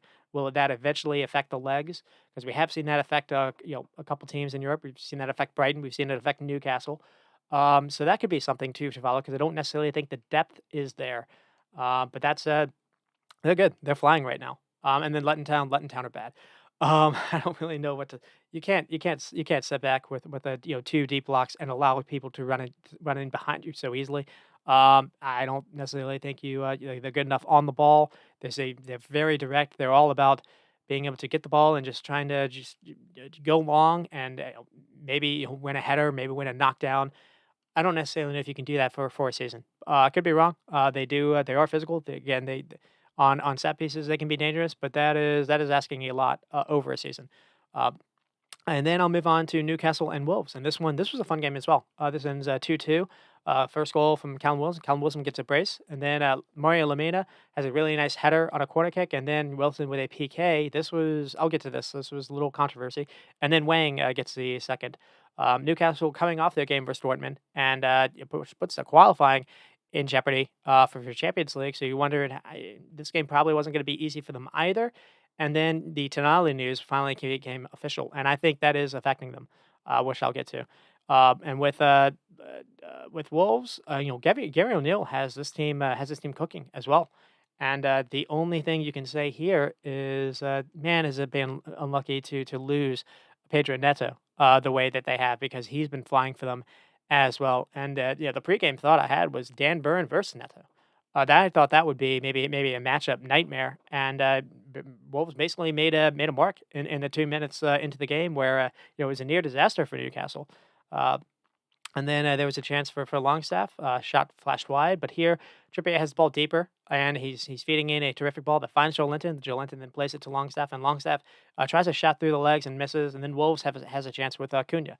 Um, so so I mentioned how that Newcastle chance with Longstaff came with Trippier getting the ball deeper and making a really good pass. Here, Trippier actually messes up. So there's a lot of responsibility on Trippier now to progress the ball upfield, because you don't have a Tonali. The midfield isn't necessarily the same. Uh, and it worked before. It didn't work here. Trippier tries to play. He basically plays a loose pass. Wolves get the turnover and then find Cunha top of the box, and he forces a first save. But the game was filled with 1v1s, and who was going to maybe get the better, the opposite of the other, because another thing that was happening was the game was filled with a lot of turnover and transitions. This was neither team were necessarily trying to hold on to the ball. Neither team were really trying to have like 700 passes. Both teams were just trying to go at each other. This was a entertaining game. Newcastle did get the first goal with Wilson, and it's a Jose Sauce build, but really good finish. It's another example though of just how quickly things can go from making a wrong pass from the back. So we saw the moment with Trippier. We see the moment here as well. So it's Dawson this time, and you see what he's trying to do. He's trying to find a Wolves player, but instead he passes the field to Joe Linton, and Joe Linton finds Anthony Gordon, and then Gordon sends across into the box. And from there, it's Longstaff. So Longstaff is doing well to make a nuisance of himself, and Jose Sa tries to jump to catch the ball, and he ends up he catches it, but he ends up spilling it coming down. And then with the loose ball, Wilson shows pretty good flexibility and acrobatically touches it into the net. So good instinctive finish by Wilson. Um, this that did feel a little harsh though. It felt. I mean, Newcastle maybe had the go of it a little bit, but the Wolves were trying to slowly claw back in. They have a good chance here with Cunha, and comes right after Wang had made a good run in behind in the box as well. So here, Cunha has a really nice carry. He starts from the halfway line, and he's just really good at doing this. He's able to run through the entire Newcastle team, and he's able to force a good Pope save. Uh, and then there's a chance again for Cunha, and it comes. I already said that. And then there's a chance for Neto. And Wolves are just kind of passing it side to side, and then they see Semedo open on a switch, and that drags Dan Burn to come over, leaving Neto open. Semedo then heads it to Neto, and Neto has a decent strike that forces a Pope save. So corner kick, and Wolves score on the corner kick, with Lamina having had a great delivery in by Neto, and Neto just kind of beats Trippier to the ball. Nice power header. Looked like maybe it was going to be 1-1 going into halftime, and then no, Wilson was able to draw or was able to convert a PK, and this feels really rough. Wolves can't catch a break, and this felt harsh. Just watching it in real time on the replay, it seemed even worse, and I think even the reaction afterward has kind of been the same. It kind of feels like Newcastle got away with one here. So that they get a late corner kick, and then they try to go do something short. It doesn't come off. Wang gets the ball, but he dallies on it instead of immediately booting it away. It's the 45th minute. You don't have to be a hero here. Just boot it away, and he just takes just one more touch he probably shouldn't. And by the time he does that, Shar has caught up to him and cleverly tricks the ref, I think. Because Wang does a pretty good job, in my opinion, to not follow through with his kick. Shar just puts his boot in place where he thinks there's going to be contact, and then Wang maybe like very lightly touches the backside of his foot, but it's not nearly enough to bring him down. So there is contact. I think the issue is it probably wasn't deemed as an error. from the ref. So he was able to fool the on-field ref, and the on-field decision stood, and Wilson converted the PK. It Wang just needs to boot this away, but Shar does well to. I think Shar is clever here because he sees what Wang's about to do. And he basically, he puts his foot where he thinks Wang is going to, clatter into him, and Wang does a good job to at least, stop his momentum. Essentially, he kicks the ground, instead of kicking the ball or the foot. So I don't know. Versus other defenders or maybe a different ref, Wang maybe gets away with this, but that was unlucky. And then there was a chance for Wolves. They found Newcastle vulnerable with the ball over the top from the midfield. It seemed like Lamena had a nice ball that forced Pope to run out to his box to defend. I don't really get why Pope's doing this.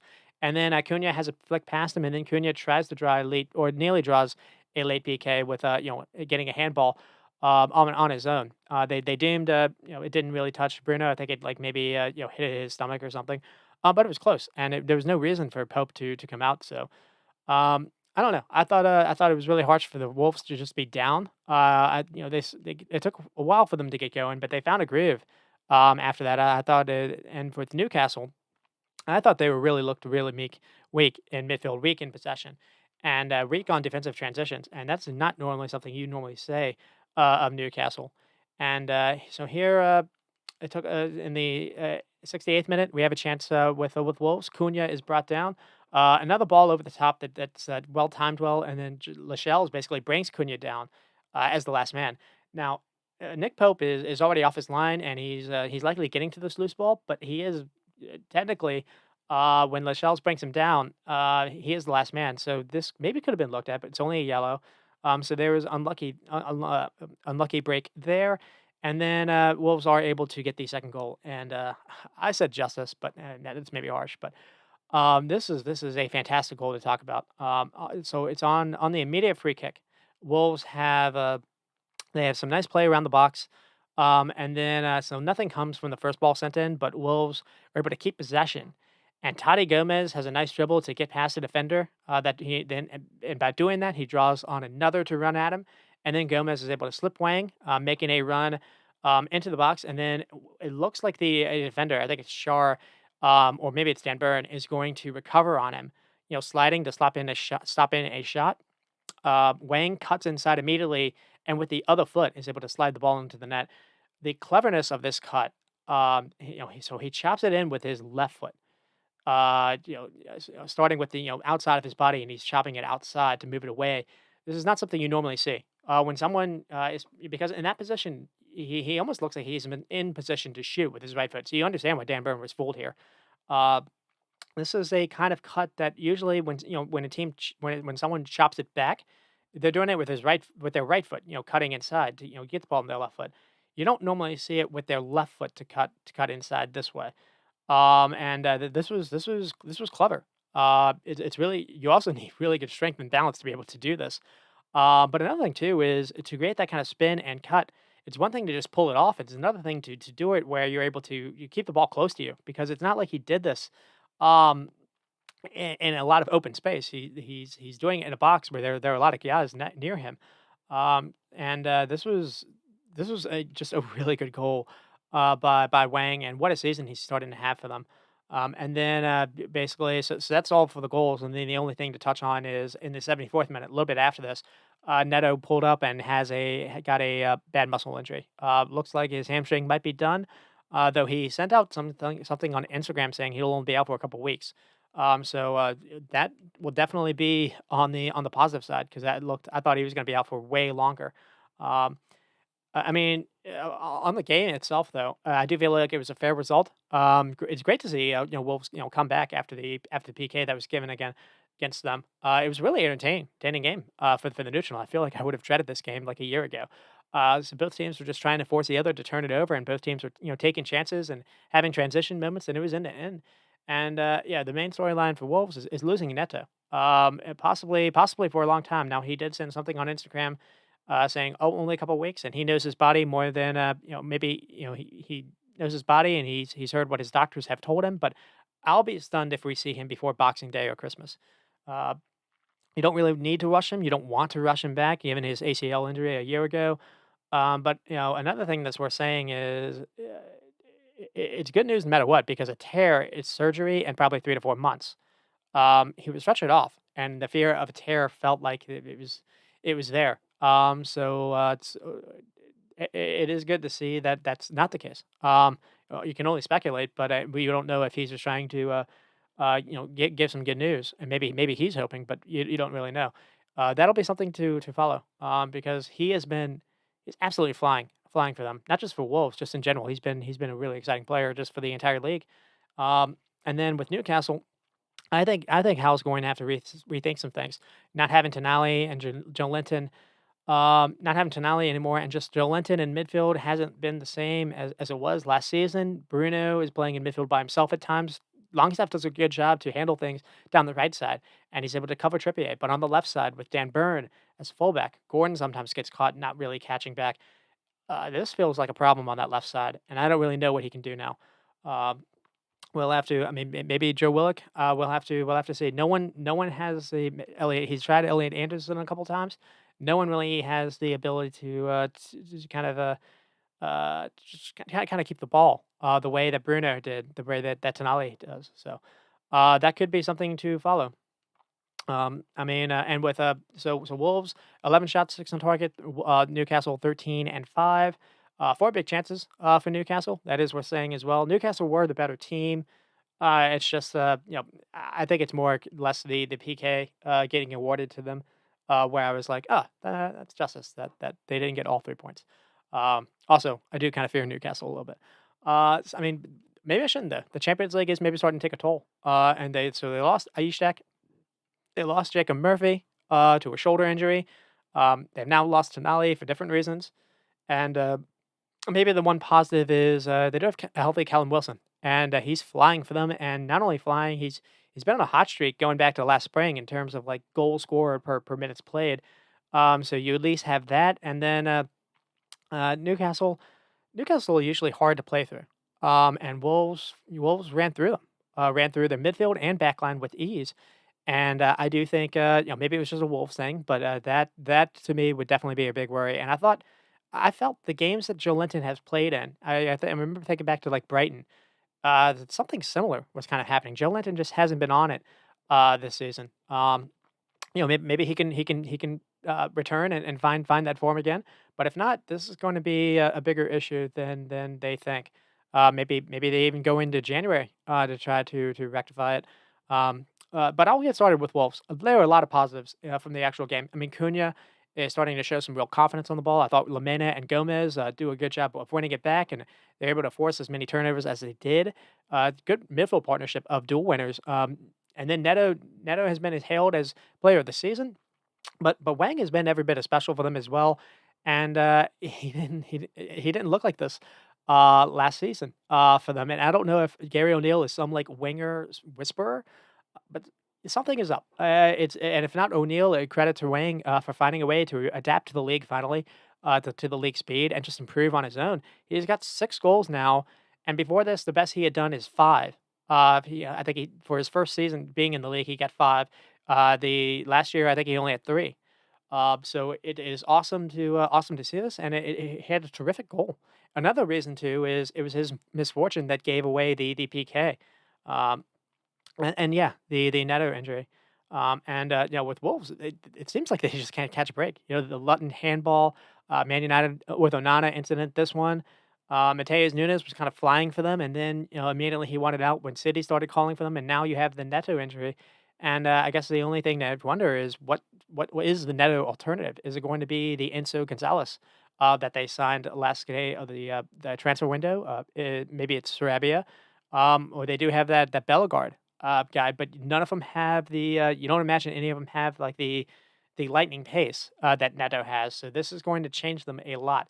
But one thing to say with O'Neal is Wolves under him are 13th now for big chances created, 13th for expected points or expected goals.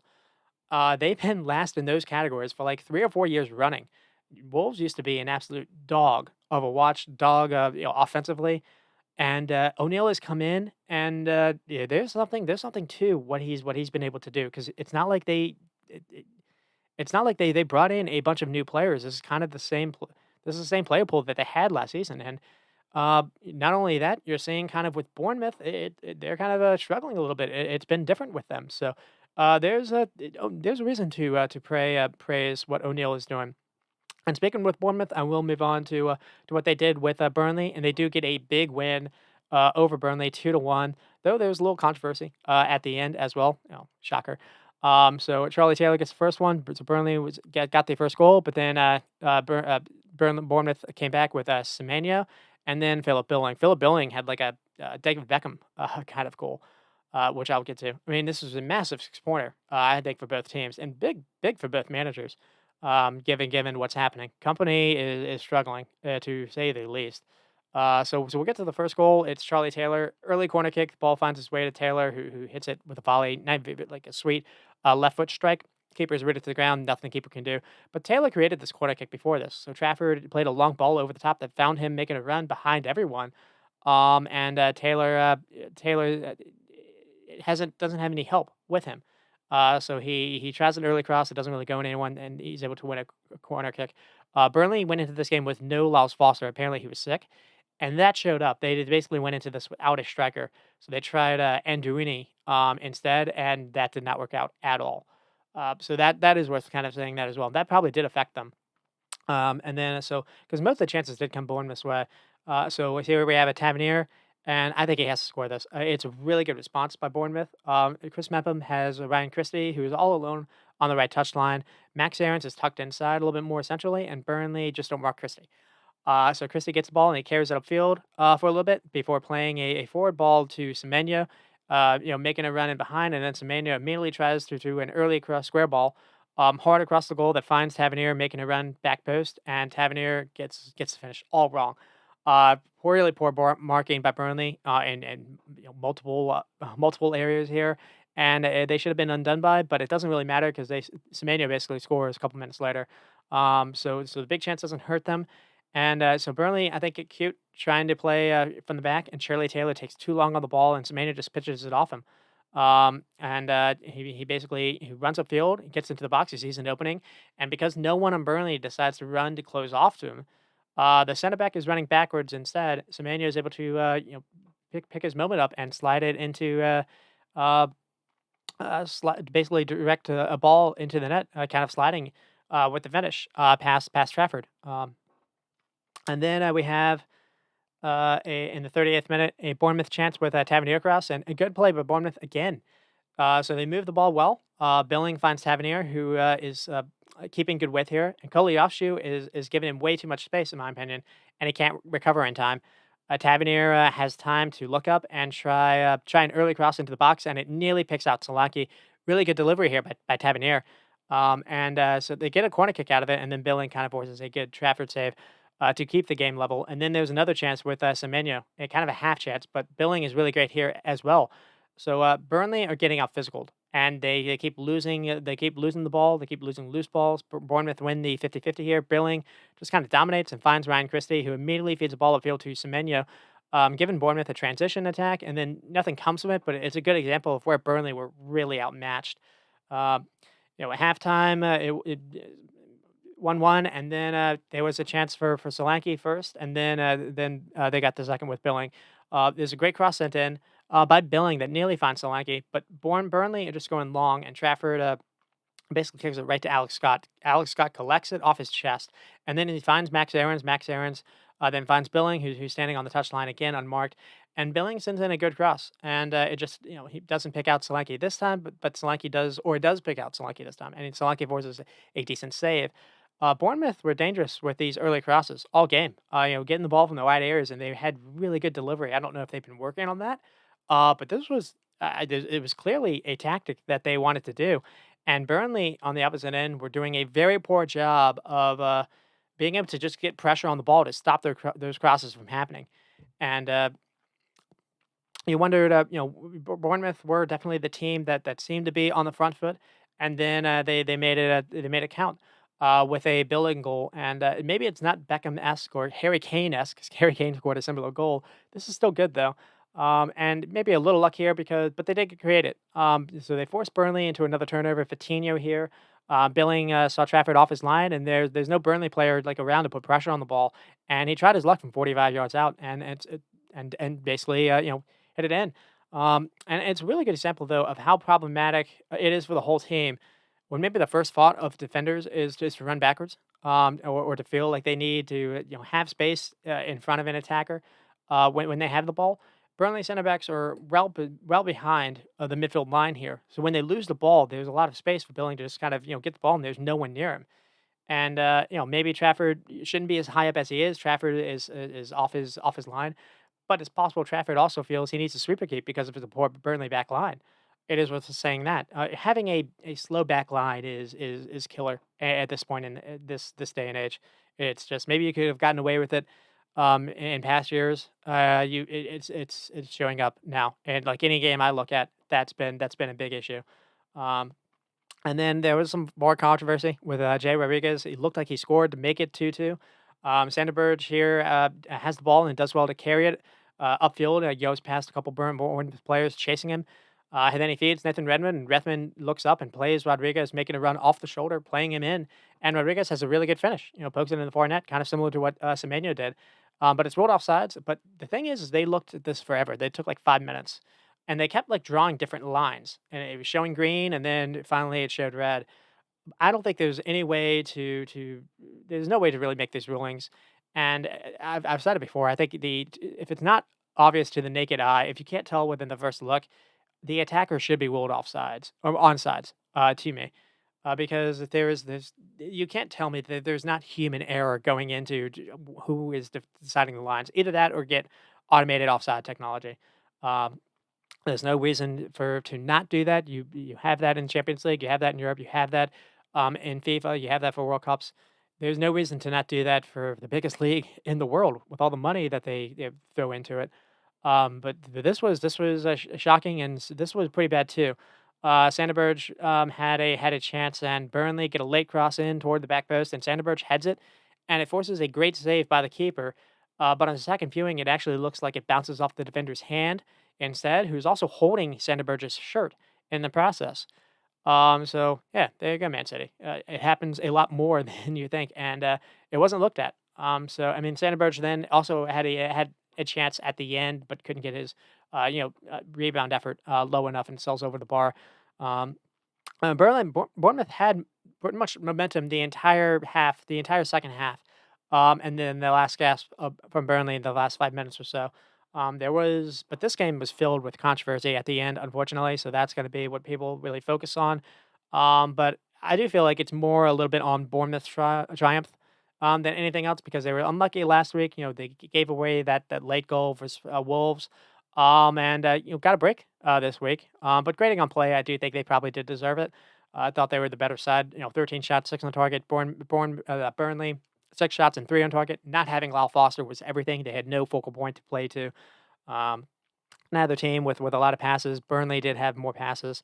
Uh, I mean, with Bournemouth though, early doors, but I like what I'm seeing with Alex Scott in his first couple of starts. Significant boost to me because it allows maybe Philip Billing to have a different role. You have Alex Scott to do maybe ball correction, a little bit more control duties. Billing is a little bit more of a free role to be a little bit more of an advanced player again. And then Anthony Semenyo, Areola has a lot of attacking options to pick, and maybe it's kind of made the job a little bit more difficult. You have Watatara, Justin Clivert, Tavernier, David Brooks, but Semenya to me offers them a little different. Offers them like maybe a goal threat that's a little bit different, and he has a really good finish there. And it was maybe a job saving win to be honest. I mean, it wasn't all roses and rainbows. A lot of fortune, a little bit with the bowling strike. They did create the turnover with the high pressing, and that is one thing you can say. Bournemouth have been good at trying to press high, trying to create those turnovers. And they were able to get Burnley into some mistakes. Actually, both goals came from that because you're able to press, so you're able to turn over. Um, I forget who it was. It might have been actually the goal scorer. Might have been Charlie Taylor. Able to turn Charlie Taylor, and that's where Semenyo was able to get his goal. So, but I think the main thing that I saw was they were making Solanke the focal point in their attack.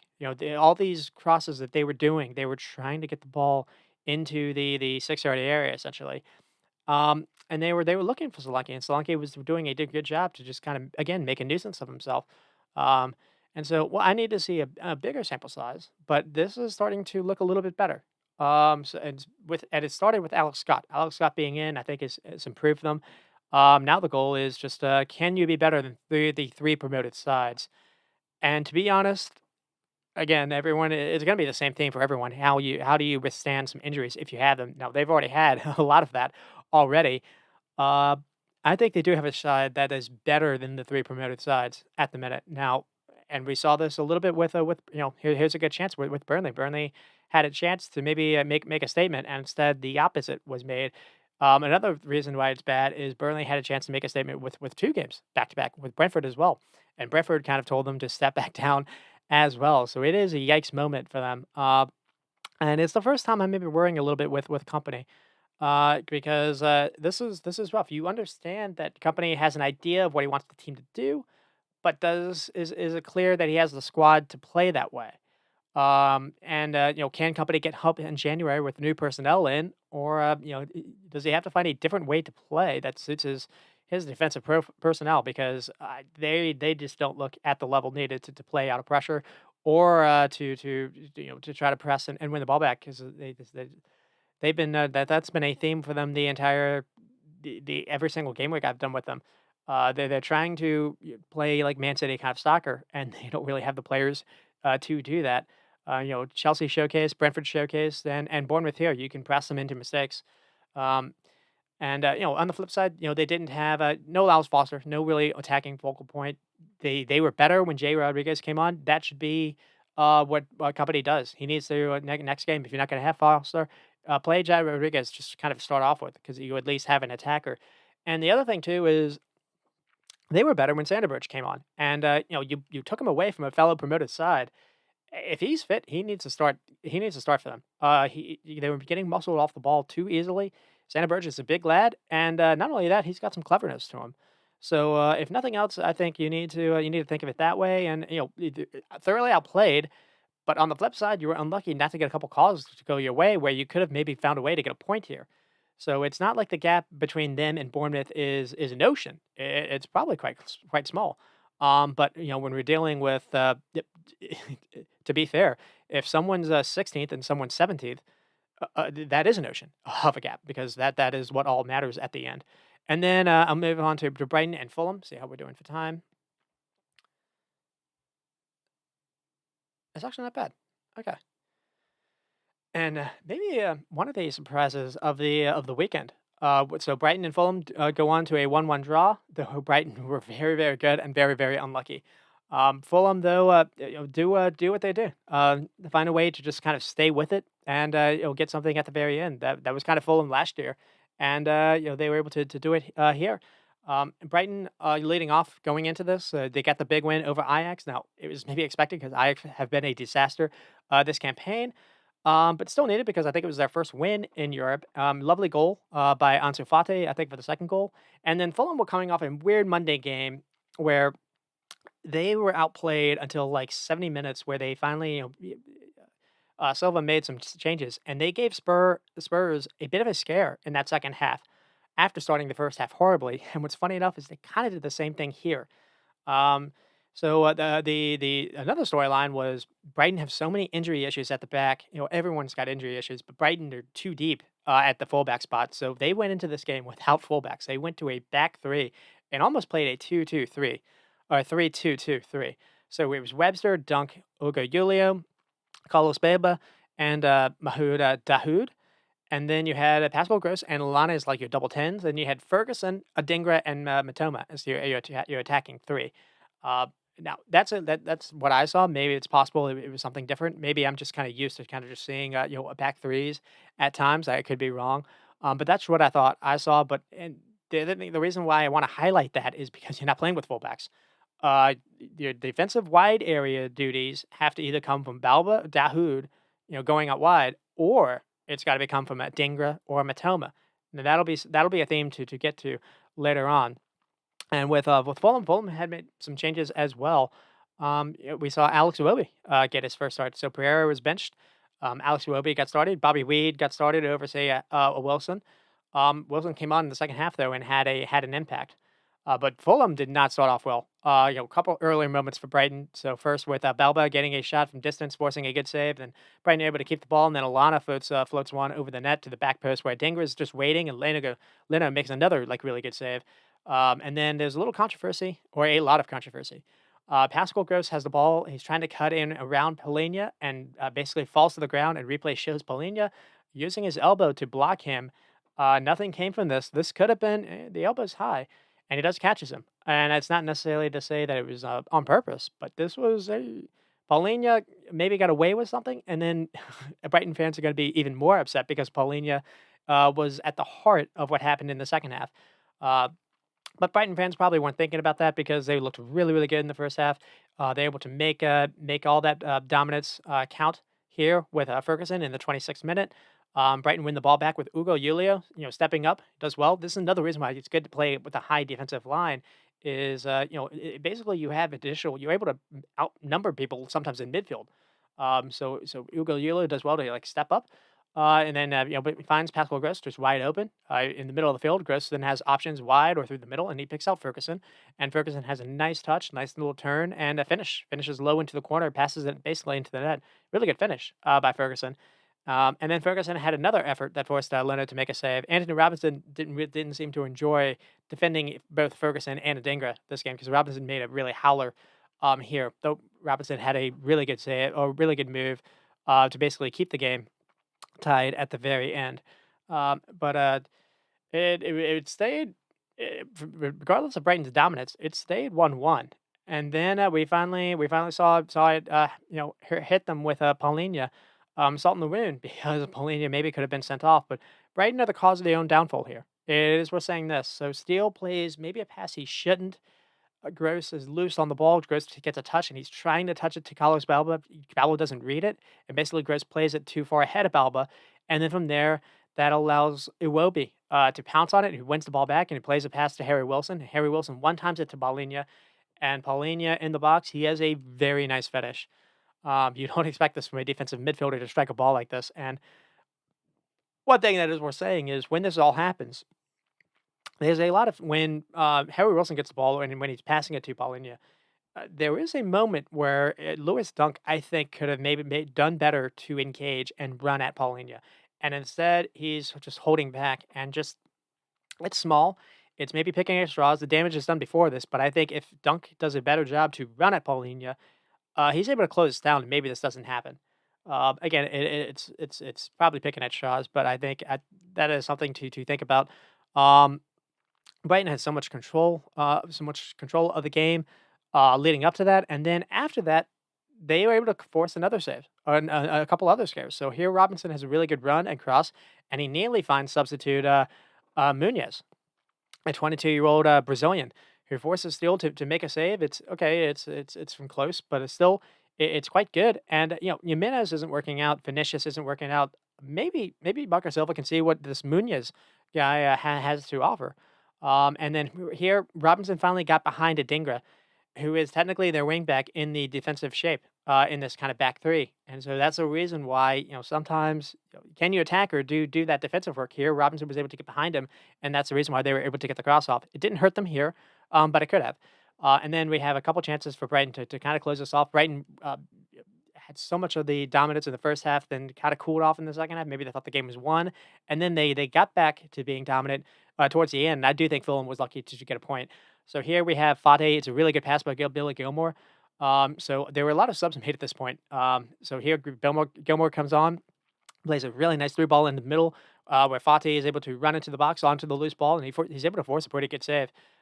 I kind of feel like Gilmore should play more. I would like to see Gilmore play with Carlos Balba or Baleba. To me, I don't know if I'm just stereotyping or maybe I'm just kind of seeing. Maybe I'm just kind of profiling essentially, but I kind of see Gilmore as kind of being a little more in the Alexis kind of mold. I see Carlos Balba being a little bit more in the Caicedo kind of mold. It's kind of I would just like to see it.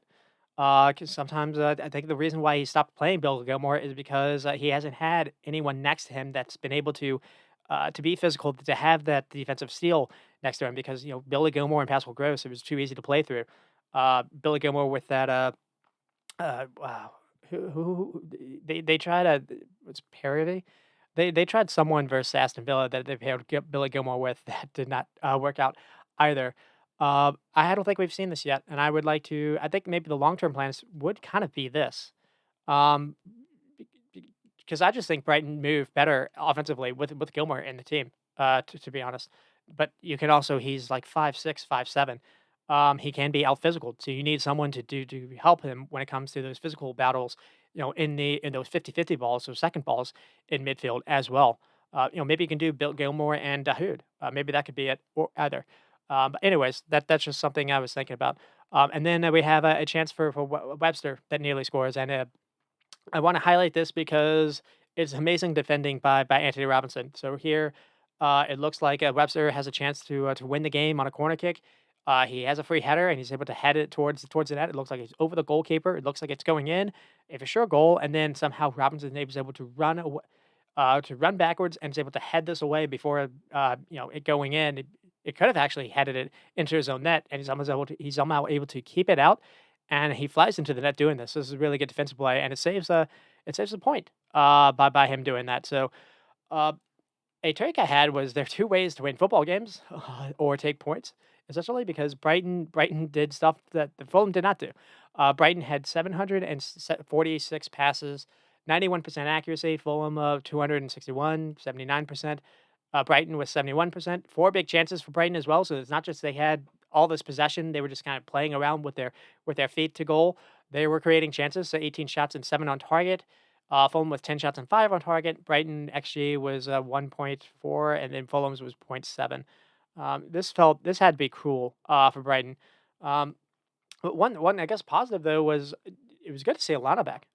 He only played 58 minutes or so, and Gilmore to me was quite good. I mean, they are the issues or injuries was forcing them to maybe play an entirely different system.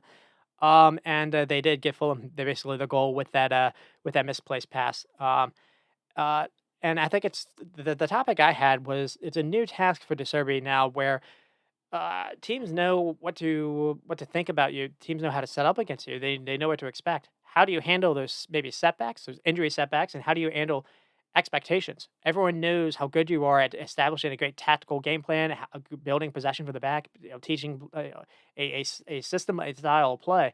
How are you in a second half adjustments? When you maybe need to change something to go from maybe drop points to 3 points. And I did feel he made good changes in the second half. Fadi was impactful, as was Gilmore. I thought Grace was playing well before the point he had where he basically passed it away, and that gave away the game. Um, and it is unfortunate because they do drop points, but I think going until the Man United game, this is maybe the best that they've looked collectively. Maybe it helped. Fulham have been kind of a rough go of it recently. They've been able to scratch some points here, but I remember Spurs in that Spurs Fulham game in the first half. It was kind of similar where Spurs could do whatever the hell they wanted, and it was kind of similar here. And it's just I don't know. It feels like they could have gotten maybe more than a point. The way Lalana and Gross were orchestrating things in the beginning, at least in that first half, through the middle and tight corners. Fulham couldn't get a touch on the ball for large parts of this game. They were good, but at the same time, when you only score one, you can't make a mistake at any point in the game, and just one pass did them in. Maybe unlucky. Also, Paulinho wasn't sent off, and then with Fulham, maybe it is more about Fulham and where Marco Silva just continues to somewhat, I think, overachieve. 'Cause outplayed, all first half, but was able to make some adjustments. Brought on Harry Wilson, brought on this Munoz guy. He started Iwobi instead of Paulinho or Pereira, Andres Pereira, and all of these were positive changes. And Iwobi gets his first start and played a goal in the goal, and then with Paulinho, uh, you know, you don't get sent off, and not only that, you have a wonder goal at a different way ground to get a point. And I kind of made a joke to my buddies on Saturday. Uh, when I was thinking about Bayern, is Bayern went from maybe being Champions League favorites. This could be a horrible take. I don't know. Bayern went from, in my opinion, maybe being they're considered a favorite already. So yeah, I do think Bayern went from being Champions League favorites. Had they gotten Paulinho done, to instead they brought no one in to play DM, and Bayern look vulnerable in any game they play in midfield now. And Harry Kane left to go get trophies, and he's maybe not guaranteed to win a trophy this season. And with you have Xabi Alonso's team, Leverkusen, flying. Dortmund seems to be making a charge again, and Tottenham now we're first in the table. So I think that was kind of funny. So a little dig at Kane, but it's more a point to make about how good Paulinho is as a player, as a defensive midfielder, um, and how him maybe going to a different club could have made them Champions League favorites over City. So it's been huge for Fulham just to keep him. I don't know if they're going to get rid of him in January. I think what they did is they signed an extension, but the extension is probably just like a 1 year thing where he'll be allowed to leave on his terms, essentially. But one thing that's worth saying is that could have really upsetted a player where they could have gone into a funk, and Silva has probably done something behind the scenes to keep him going, keep him hungry, to keep him professional, and so it's been good by both to repair that relationship, and he is without a doubt their most important player. And gets he's known for kind of stopping attacks, but here he's able to get it to lead an attack and to score. So and then I'll finally end with West Ham and Everton. The West Everton go on to win 1-0, and it was a bit of a horrid week for Everton. So their new ownership might be stalled because of finances or questions about their finances are coming into play. They lost their beloved chairman in the midweek, so the mood changed a little bit there, and they're also they're maybe not they may be feeling safe at the minute as far as like play wise and where they are in the table. But there is a lot of talk that they could be facing future point deductions. So that'll be something we have to follow. I think I mentioned that last week because that did break a little bit in the midweek last week. It is crazy when you think about what Chelsea and City are able to get away with, and then the clubs that are hurt by fair play the most. It hit Leicester last year, and they might be coming to Everton now. Um, and then so that was kind of the leading story for Everton, and then with West Ham, a bad day at the office for Aston Villa last week. They were sloppy in the midweek as well in the Europa game. They lost 2-1, and it was only 2-1 because of a really good Paqueta goal in the 87th minute. So West Ham are looking starting to show up a little downslide. And so who was going to rebound? How were they going to do? Everton, had that unfortunate game versus Liverpool where they had to play down a man. They maybe unlucky to with the Liverpool getting the first goal with a PK that Everton fans were upset about. I think it was the right call, obviously. Not to be biased. So Everton how were they going to rebound from all of that? They didn't have Ashley Young this game because of that red card, so they had to change it up. So we saw Patterson come in instead, and with West Ham we saw Mo Kudus get a start for them. So there were both teams had to forced to make some changes, and this got going a little bit in the second half, but man, was it a bore in the first half. The first chance I have come is in the 10th minute where Paqueta did a pretty good job to float a ball to Jared Bowen into the box. Nice ball movement here from West Ham, but so Gil build a good build a play, but Bowen can't really make the chance count. In the first 70 minutes, or the first like 20-ish minutes or so, West Ham had 70% of the ball. That's not something you normally see. It seems like both teams didn't really want the ball. Both teams wanted to be able to play counter, and so that made it a quite of a dull game. Neither team wanted to press to win the ball back. Neither team were really committing numbers forward. This was very very dull, uh, very very slow. I guess is what I'll say. Neither team were pressing. West Ham, did they feel like we're asking more questions, maybe controlling the pace of the game. I did like what I was seeing from Kudus and Paqueta. Kudus was getting the ball and making some turns. He was when they were able to feed him, he was doing well. It was interesting to see him get a start, and I didn't think he had a bad start. He had a bad game. Um, but Everton didn't even have a chance until maybe the 25th minute from Harrison. And here it's just kind of it's like it's a transition moment where Paqueta just kind of really, I think thinks he's being fouled, but he like walks away from the ball, and Harrison basically has a free run at it to carry the transition attack all by himself. He has options, but he opts to go it alone, and he has a weak effort. But it's like the first effort they had throughout the entire game. And then the only chance that came for West Ham was a couple chances came to Bowen. So here, Picata did well to get the ball, and he has a nice look touch to fool Patterson to get behind him, and then a square ball across the goal that finds Bowen, and Bowen scuffs the shot. So neither team were really good in the first half. And then it was a little bit better in the second half, so we have a chance for West Ham with Bowen. Again, free kick, a free header, essentially, and Bowen can't keep it down. And then basically, it comes against the run of play. But when you look at it, this was probably deserved. Everton do get the first goal with Calvert-Lewin, but there were two reasons to touch on this because it's basically the reason why Everton have somewhat turned this around a little is because of the two players responsible for this goal, or the three players responsible for this goal. So Braithwaite first takes a chance and steps up and reads a pass being played to Antonio, and he doesn't want Antonio to collect this and turn with it. No, he's right on his shoulder, and not only that, he goes through Antonio. So it's either a foul. Who cares if it's a foul? You're probably not going to be carded. And not only that, he actually wins the ball, so he's rewarded doing that. I had too. So he finally, you finally see someone trying to press and win the ball back a little bit, or at least attacks a pass that they think is going to be a risky pass. So they win the ball back, and then he's able to do a good job to find Jack Harrison. And then basically Harrison and Calvert-Lewin do a 1-2 with each other. Calvert-Lewin then gets the ball back from him into the box. And he first he has his back to goal, but he somehow creates a little separation with a nice little spin with the ball. And he has him all over him. He has like a couple players all over him. And then from there, he finds a little space to squeeze a little low, way well placed shot into the far corner of the net. And it's not an exaggeration to say this. Everton are a different outfit, and I don't even think maybe we'll have to see how the points deductions work. Even with the 12 points deduction, with Calvin Lewin playing for them, there's an if there. With Calvin Lewin playing for them, if he can stay healthy, he might still be okay. And that's more a case. That's not necessarily. Well, I'm praising Everton. I'm praising Calvin Lewin here. I'm also assuming that I don't know if any of the three promoted sides are going to get to 34, 33 points. We'll have to see. So Everton would still have to do a lot of makeup here. But I mean, if they just take care of the three promoted sides, that gets you almost halfway there.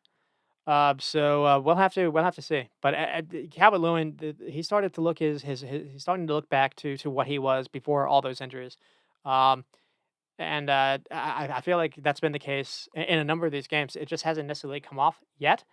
Here, you finally saw the confidence, return. You saw the finish. Um, they're a different team with him. It is worth saying that. And then West Ham did have a couple chances with Bowen. Again, Bowen had a volley chance. He can't keep it down. Uh, and maybe the other only chance for Everton did come with Takori. And it's worth highlighting this as well because it's a really good long ball over the top that Braithwaite plays. Then Calvert Lewin flicks it back, and the two flicks it up for Decore to run onto.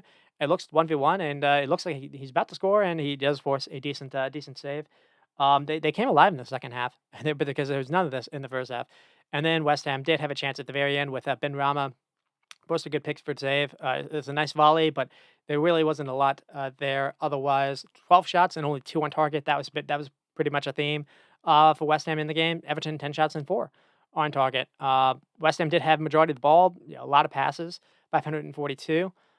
It's funny because there's been a lot of games where I've been like, West Ham need to do better at passing the ball. But here, Everton allowed it. So I don't necessarily know if it counts. And one of the problems when not being a side that's comfortable having the ball just in general is when other team forces you to do it. When they force you to not uh, to be the dominant side with the ball, it forces you to dictate the game. Are you able to do it? And here they just weren't. They were creating a number of chances. To be fair to them, and if Bowen had a better day, maybe this is different. They just couldn't keep their shots on target. They did create some chances, just not enough on target. And I'll start off with Everton. And again, Calvert Lewin looks maybe back. We'll have to. It's only one game. I am a victim of sometimes reacting a little too early. But he's quietly looked better in like back-to-back games for the last couple of not necessarily versus Liverpool, though he did have a chance. He did have a chance to score over Van Dijk earlier in that game last week as well. But before that, there were a couple games. I think versus Luton Town, there was a couple. It was a game when they won. Was it Brentford? No, Beto played for Brentford. There was a game after Luton Town where Everton looked quite good. Where they've been scoring like 20. They've been having 20 plus shots a game in a number of these, and they're like number 6 or 7 for like big chances created. their attack has started to be a little bit better. So Calvert-Lewin getting back or Beto. Um, Another thing is Braithwaite has come into the side, and it's no longer Michael Keane. He's got some decent pace to him. He was able to, handle Antonio to these loose balls, and I keep kind of higher harping back to having pace as a defender.